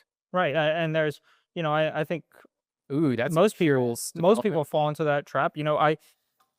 Every time I scroll on social media, I perform an action that's not aligned with my goals, but I still do it. That's curious. I hadn't thought of that because now you call into question everybody's actions because then Yeah. you're like, oh, is that in alignment with that person's goals, or are they not acting authentically, or are they lying, or are they wrong? Right. That's kind of part of the framework I was trying to address incoherently, but is that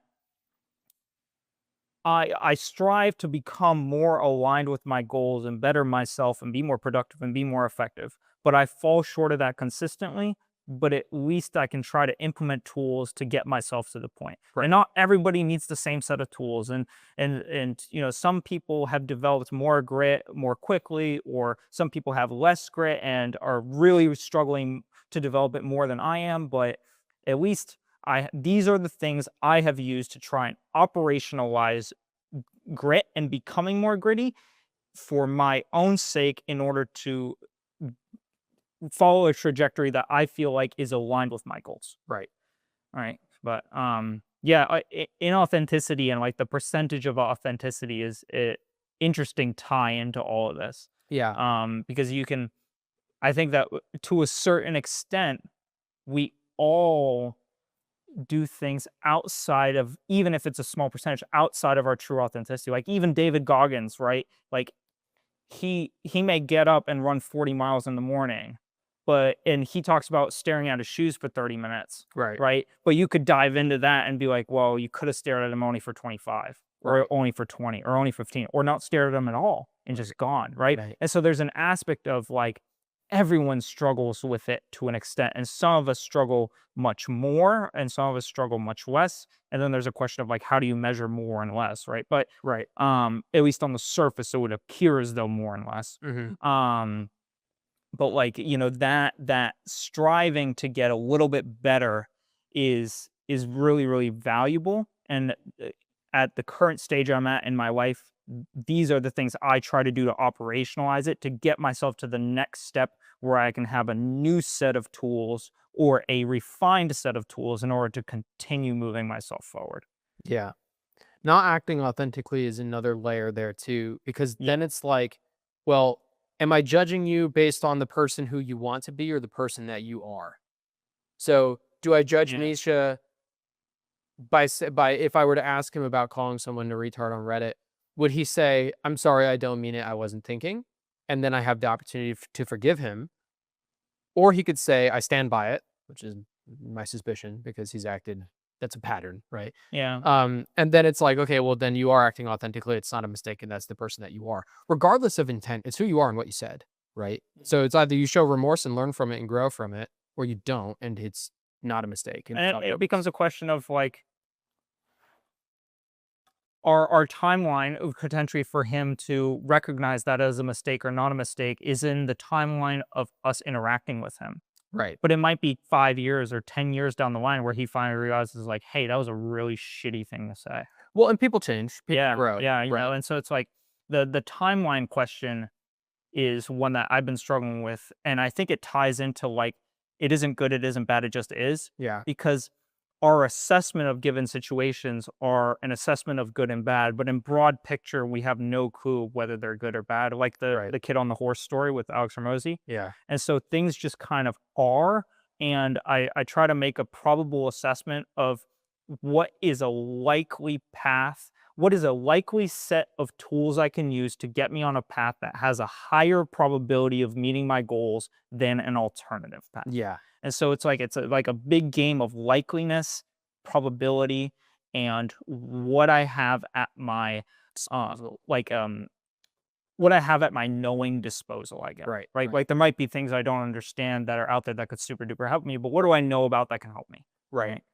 Well, and the note about him changing his mind in 5 years is important because I'm certain, I'll call it out now, at some point in our future, someone is gonna find something that we said from a really early podcast and say, "Hey, you said this, you're a bad person." Yeah.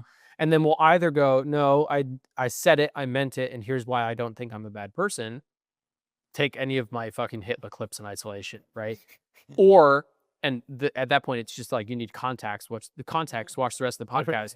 Yeah. Or you could say, "Oh, my views have changed on that." So I think at Yeah. some point, and I haven't picked when. This is kind of like my in the background thinking, like the seasons that you're doing. At some point, I would like to go back to previous podcasts and redo those topics to see Yeah. how our perspective has changed and see if we can refine it. I don't think enough time has passed on any of them yet, but Yeah. maybe at like the 18-month mark or something, maybe at like episode 100 or something, we can Yeah. start redoing them to see if like we have new insight or if our positions have changed, because then we're showing it's not like it's not like a year ago I say something like wild, like, something where there's no new information. Like, okay, fuck. Whatever. Let's say a year ago, example, I was like, dude, Hitler's not a bad guy, right? I don't think that anymore, right? But I haven't actually stated that anywhere. We haven't revisited the thought experiment Yeah, at all. yeah.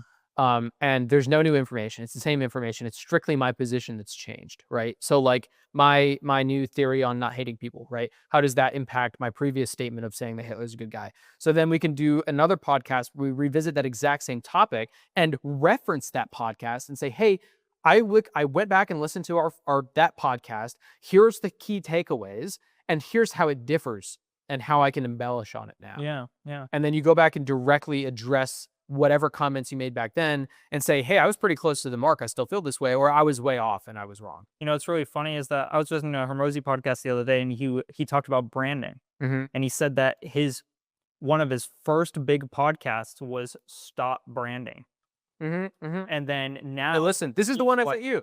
Yeah, Yeah. it is. Yes, Yeah. it is. Yeah. And then now he's like, no, like branding is critical, Yeah. right? And so it's Dude. like it's so cool, like that trackability and giving people the grace to learn and to grow is A, cool to watch, but B, cool to experience even just for ourselves to look back, Yeah. you know? I mentioned last week Star Wars Theory's video breaking down Matt Yeah. Walsh's bad takes. Yes. Matt Walsh doubled down and made another video, and he's either like, sorely misinformed, partially brain dead, or just doing it for the clicks, right? Because he Yeah. doubled down on all the takes. But Star Wars Theory made another video reacting to that one and, broke it all down and explained the reasons for everything and then gave him credit where Matt Walsh made a point. And then he was like, Matt, it'd be cool to do a podcast together or like a video together where we debate this. That'd be nice. But I really loved the way that Star Wars Theory broke it down piece by piece, where he was like, I don't think this guy knows what he's talking about. A lot of other people share that same opinion and they don't know what they're talking about. So let me shed some light on the subject and see if you feel the same way. And ultimately, movies are subjective. So if you don't like it, that's okay. But you can't say that something is like Matt Walsh was like, oh, the actors were bad, right? But the actors were doing exactly what the director was telling. So at that point, you have to say, I don't like the character and I don't like the story. That's subjective. That's fine. The actors acting poorly is an objective claim that is incorrect, right? Hmm. By the vision of the director who said they did a good job portraying his vision. Yeah. Anyways, Star Wars Theory broke it down point by point really distinctly and really well. And I would love to see Alex Hormozy bring one of his really old podcasts back and critique himself like how Star Wars Theory critiqued Matt Walsh. So it would be cool in the future to go rewatch one of our first episodes and then maybe when we have an editor and they can piece it together, but we could sit down and watch a computer together and be like, oh, this thing that we said was really awesome. I forgot about it. It'd be fun to do like a Solomon critiques past. Dude, that would be so cool. It would be so cool to do like you know how we used to do the business games, like the mini stuff? Yeah. It would be so sick to do like Solomon Sundays or something like that when we have an editor and go through and do 80 seconds like that, like little 10-minute videos. That'd be fun. That'd be cool. Yeah, Solomon Sundays. I don't know how we're going to pay for that because we don't have any money from this. I guess. Well, if we're doing well in business, we could just fund it. Right? It's true. Like it's not, We just mostly pay for it. at the point where we're doing well in business, I don't think that like 500 a month or $1,000 a month is really going to be like that big of a stretch. That's true. You know? Yeah. So for segment 3, getting back to it. Yeah. I talk about how grit is just doing the work anyways, right? Yeah. Alex Hormozy in a recent podcast I listened to, I guess that's all I fucking talk about now, huh? Actually, he has a good podcast. So I brought him up like fucking 20 times in my interview with Blue Marlin. And it's funny because I told Grace, I was on the phone with her and I was like, hey, I just did the interview with Remax. I think I'm going to go with Blue Marlin. Here's why. I want your opinion. And so I was breaking everything down because she knows Carrie personally. And she was like, it's so funny because you and I had polar opposite interactions where the sales manager for Blue Marlin, in her interview was like, we really only want people who are full-time. Here are the things that I'm concerned about. And her interview with Carrie was like, we love you. We should join. And I had the polar opposite where Carrie was like, I'm worried that you guys are going to break up. I'm worried that you're going to get married, whatever. And was like, get on board right now. But I told Grace, I was like, I think the biggest red flag is that in the Blue Marlin interview, I talked about in the Blue Marlin interview, I brought up Alex Hormozy probably 25 times. I didn't mention his name once in the Remax interview. And that tells me that I am more in alignment with the people at Blue Marlin than the people at Remax. But this is what I brought up in the interview because when I was talking to I was like, hey, dude, I really appreciate how quickly you moved. Because I called Blue Marlin on Tuesday and filled out their form online to get an interview. Didn't hear back. Wednesday night at 8 p.m., I texted and texted me back at 8:30. I called him at 10 a.m. on Thursday and then had the interview at 3 p.m. on Thursday. Wow. So So from 8 p.m. Wednesday night to 3 p.m. Thursday, not even 24 hours, I had gone through the entire interview process and had an offer. yeah. Right.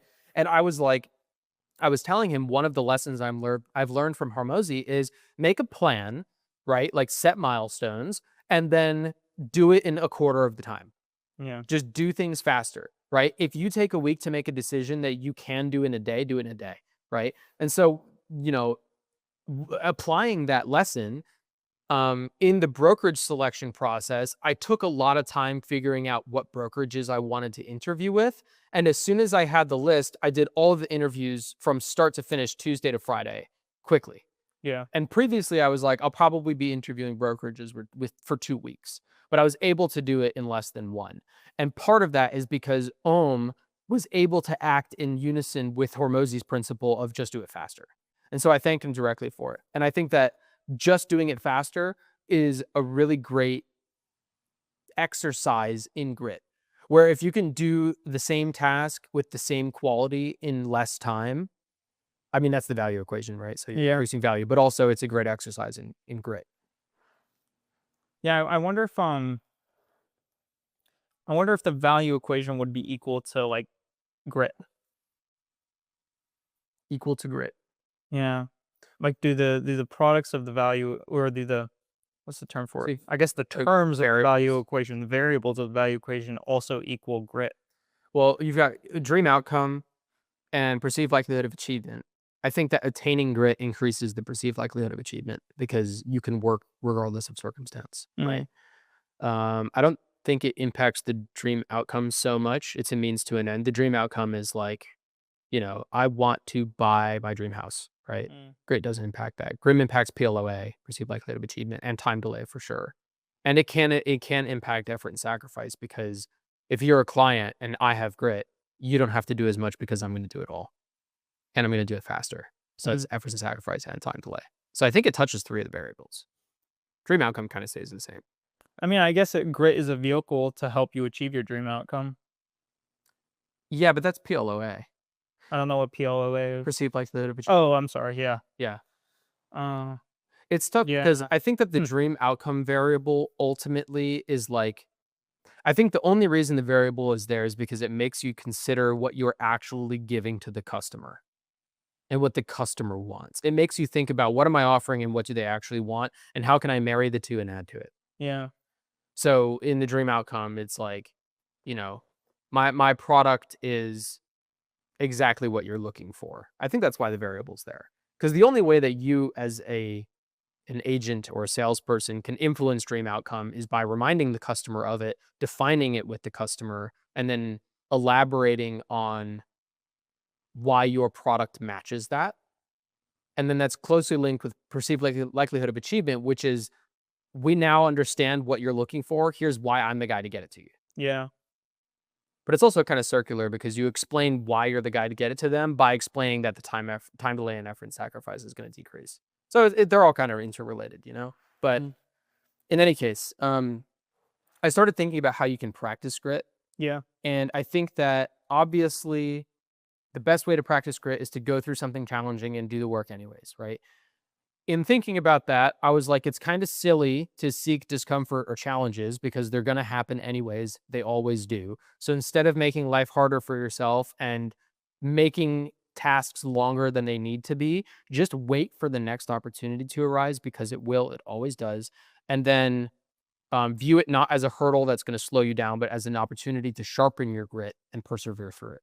So instead of intentionally, I don't know, fucking like, curbing your wheels or something, like instead of crashing your car, just wait for an oil change and then take that as an opportunity. Right. Um, I've seen some people online who are like, I don't watch them very often because my algorithm knows me well, but people will be like, oh, you got to put yourself through like crazy difficult shit. And it's like, dude, if you're already working, you're gonna hit crazy difficult shit. It's gonna happen, right? Yeah. Um, and another example is if you don't go through challenges, you don't need grit. Yeah. And so if you're already going through stuff that has challenges tied to it, then you can practice grit just by doing your work better. If you don't have any challenges, if you're like, how can I present myself with a challenge so that I can attain grit? That's a whole new question because it's like, why aren't you doing anything challenging to begin with?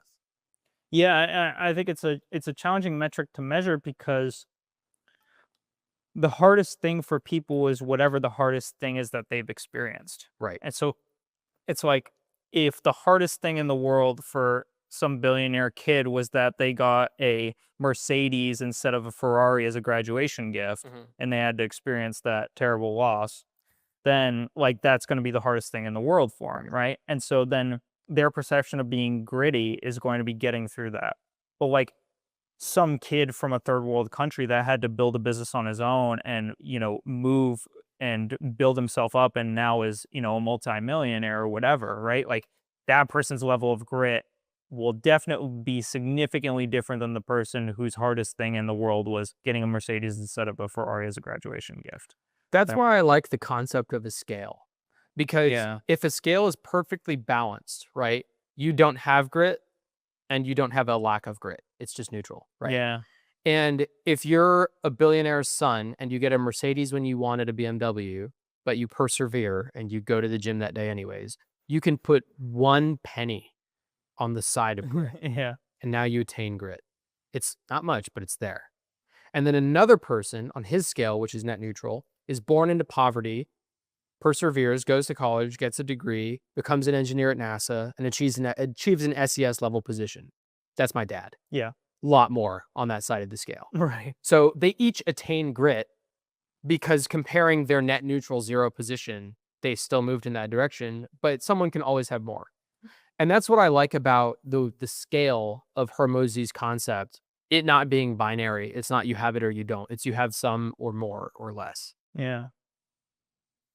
And then equally, like the billionaire's son may have like persevered through the loss of receiving a Mercedes for his birthday, but then the next day he might have encountered something that, was a challenge that he didn't persevere through. And so then you're putting 4 pennies on the opposite side of the scale. So, a billionaire's son might have an easy life. If the only opportunity to possess grit that's handed to him, he fumbles, then he doesn't have grit. But if he does persevere through that Mercedes, so here's a real example. If he gets a Mercedes for his birthday, it's neutral. You put 1 penny on the scale, right? But let's say the next day, his dad asks him to mow the lawn, right? And he goes out there and the lawnmower doesn't have gas in it. And there's a full jerry can next to it, but he doesn't want to deal with lifting it and filling the lawnmower, right? So he goes back inside. That's 1,000 pennies on the side of not having grit because that's fucking bullshit, right? The opportunity is there. It requires a minuscule amount of effort and you didn't do it anyways. Yeah. 0 grit. That 1,000 pennies outweighs the 1. He doesn't have grit. Net balances out, right? And even my dad, who I would argue has like millions of pennies on the side of having grit, there's a ton of pennies on the other side too. Like there's opportunities where he could have worked harder and then chose not to. And everyone has that choice and the right to make it. And honestly, if you are gritty, if you choose to possess grit 999 times out of 1,000, and you choose the one night to go out with Joel and Zeke to Pacha instead of going home and working because you've done good work the rest of the week and your girlfriend's out of town and maybe it would be nice to hang out with friends once, that's fine because you already have 999 pennies on the other side. Fair enough. My last bullet point for this segment is just embrace the suck. Yeah. I have one similar: reframe failure into a growth building opportunity. Yeah, that's what I got from you no call, no showing to the podcast yesterday. And an exercise in my hate. And I'm not, this is. Yeah, no, I know. Because when we recorded at your house way back in like the first few episodes, routinely it would be like, we're going to do it in the morning. And I would get there and you wouldn't be awake. I'd have to wake you up, or you would have just woken up and it takes a while to get things set up, right? And so I was like, at a certain point, I have a video from the day that you came out in a towel and you were all pissy with me. And I was like, you're pissy with me? Fuck you. Like, shut up. And I was like, okay, this is the last time we schedule a podcast before noon. There'll always be afternoon because I don't want to deal with this anymore, right? And that was a decision of bitterness, not of recognition. And so I was like, fuck it, Sanders not capable, and so we're just going to do it this other way because he's a piece of shit. And when we started recording at Florida Tech, all of them have been afternoon, and all of them have been on time or rescheduled for valid reasons, or at the very least, you send a text and you're like, I'm 20 minutes late, and that's an indication that's fine. And now that we're not recording at Florida Tech, this context for the camera, we decided to do it at the apartment at 10 a.m. yesterday. I haven't had to remember to schedule something afternoon since August last year. So I didn't even think about it. And you're always going to be of the opinion, like, I can make it work because I wouldn't accept it any other way, right? Like if you fuck up in racing, it's always the car's fault or someone else's fault. You know what I mean? Like, always believe in yourself. And then if you can't follow through, then it's a mistake, not knowing a lie, right? But sorry, that wasn't really well articulated. It's kind of like, I would rather you try to do something that is not likely to happen than give up on entirely and have. Yeah, well, what was weird was like I honestly felt like it was likely to happen, right? Because over the past months, honestly, ever since I quit Kratom, I'd been really good about getting up. Yeah, like I got up earlier this week to go see that car with Joel, and I went to bed way later and got up way earlier Yeah. than I had to for the podcast. I don't know why I overslept. I slept on the floor last night because I was like, I'm not doing that again. I appreciate it. And so I, slept on the floor and woke up fine. But You're right on time today. yeah, no, it was floor works miracles. But no, it was honestly really strange. Yeah. It was honestly really strange, and I don't have a clear answer for it, but I'm just trying to operationalize how I cannot let it happen again. And my answer is floor, because floor has always worked. Right. And yesterday I had I woke up at 9, it's 9:50, and I texted him, I'm like, "Are you on track for 10?" No response, and I'm like, "He's gonna wake up at noon." So I was like, "Fuck it, I have some time. Maybe he'll wake up at 10 and he can be here by 11." Maybe. We'll see. So I walked down here to make sure that the door was unlocked. It wasn't unlocked. I had to ask the lady to unlock it. And so I was like, all right, good. I'm glad I came down here because now, like, I've kind of done everything that I can to prepare for this. So all my stuff is ready to go. And I went back. Now it's 10:05, and I'm like, he's not texting back. And so I was like, all right, I'm working on hating people less. Sander, Is immediately testing your ability to do so. immediately. I'm like, Sander's asleep right now. So like Sander has no ability to feel bad about this right now or fix it or do anything. He's literally unconscious. So I can call him off the hook and then stress him out when he wakes up and waste my time, or I can choose to do something else with this time. Fortunately, we're recording at my apartment, so I'm at home. So I have my laptop, I can get some work done, whatever. Yeah. And then I thought about it and I was like, well, I have this time booked for podcast. I've had this time booked for podcast. I'm going to use it to do podcast stuff. I've been meaning to drive to these other locations that we're thinking about using, and I haven't done so yet. So I'm going to use this time to go do that because now it's 10:15 and there's no way Sanders waking up. So I went and I drove to those locations. I got more intel. And by the time I came back, I was like, okay, instead of hating Sander and insulting him and flaming him on the podcast and like being angry and harboring those feelings or whatever, the lesson that I'm going to learn is if I want to record a podcast on time, I'm going to schedule it with him after noon. Sander can't do the podcast on his own, so he's going to have to agree to those terms. Problem solved.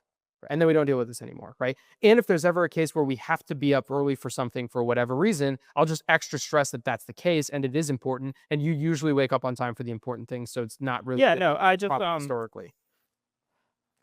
I think this is a factor of I think it's a factor of kind of an odd circumstance that's perceived as a consistency to the past, but it genuinely is a really odd circumstance because I really haven't had an issue waking up for something in a very long time. Well, and that's on perception, right? Because you have woken up on time every day for God knows how long. For months now. For Sander knows how long, not Mason. Right. Right. I'm just saying, like, I think we can do podcasts in the morning in the future. I really feel as though this was an odd fluke that I don't really understand. I don't know if like I don't know. I don't know if I didn't feel well while I was sleeping, or my alarms didn't go off, or I shut them off while I was sleeping, or whatever. But like, I can. The thing I can do is go back to floor when I have something in the morning that I really can't miss, and or go to sleep super early, super early. Like those are the sacrifices I can make on my side to like guarantee at 100% that I'll be up rather than like 99%. Right.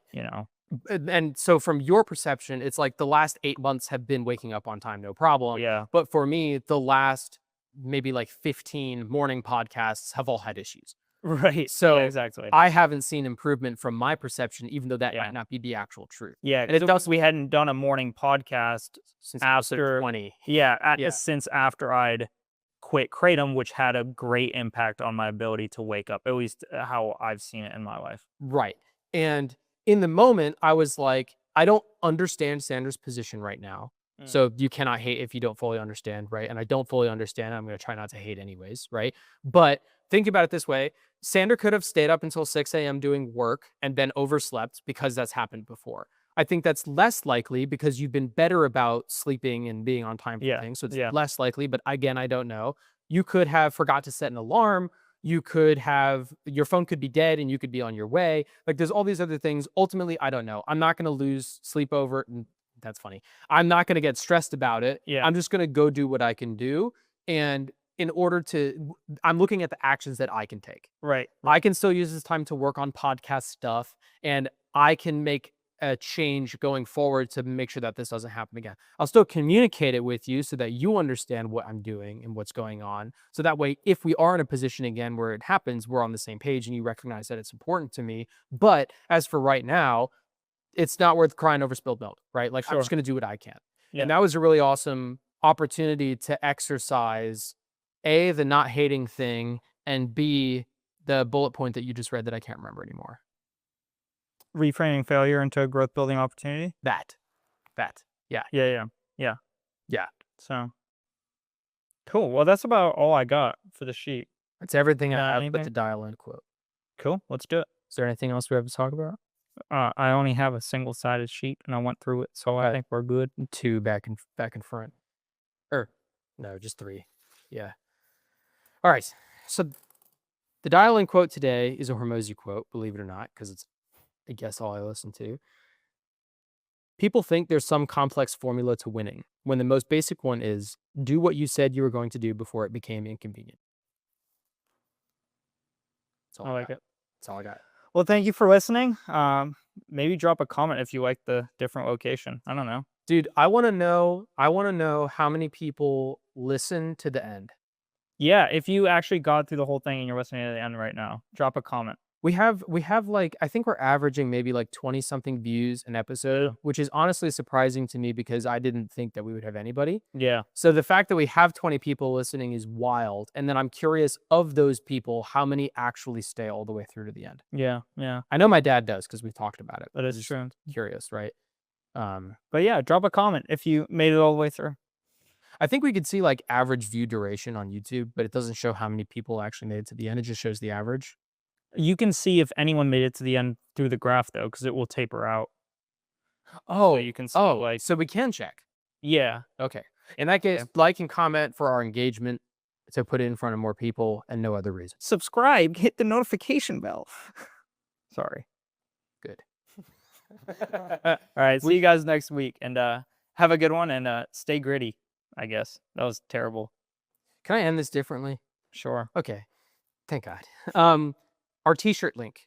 Oh, yeah. Do we have email notifications set up for when people buy t-shirts? No, but I check the form once in a while. You do? Yeah. Okay, cool. Can we set up email notifications? Probably. I'm not anticipating any orders anytime soon.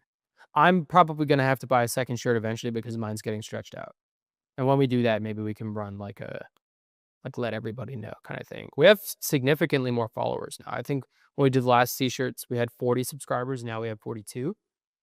And we lost one. We were at 39 for a little while. Sad. All right, that's it.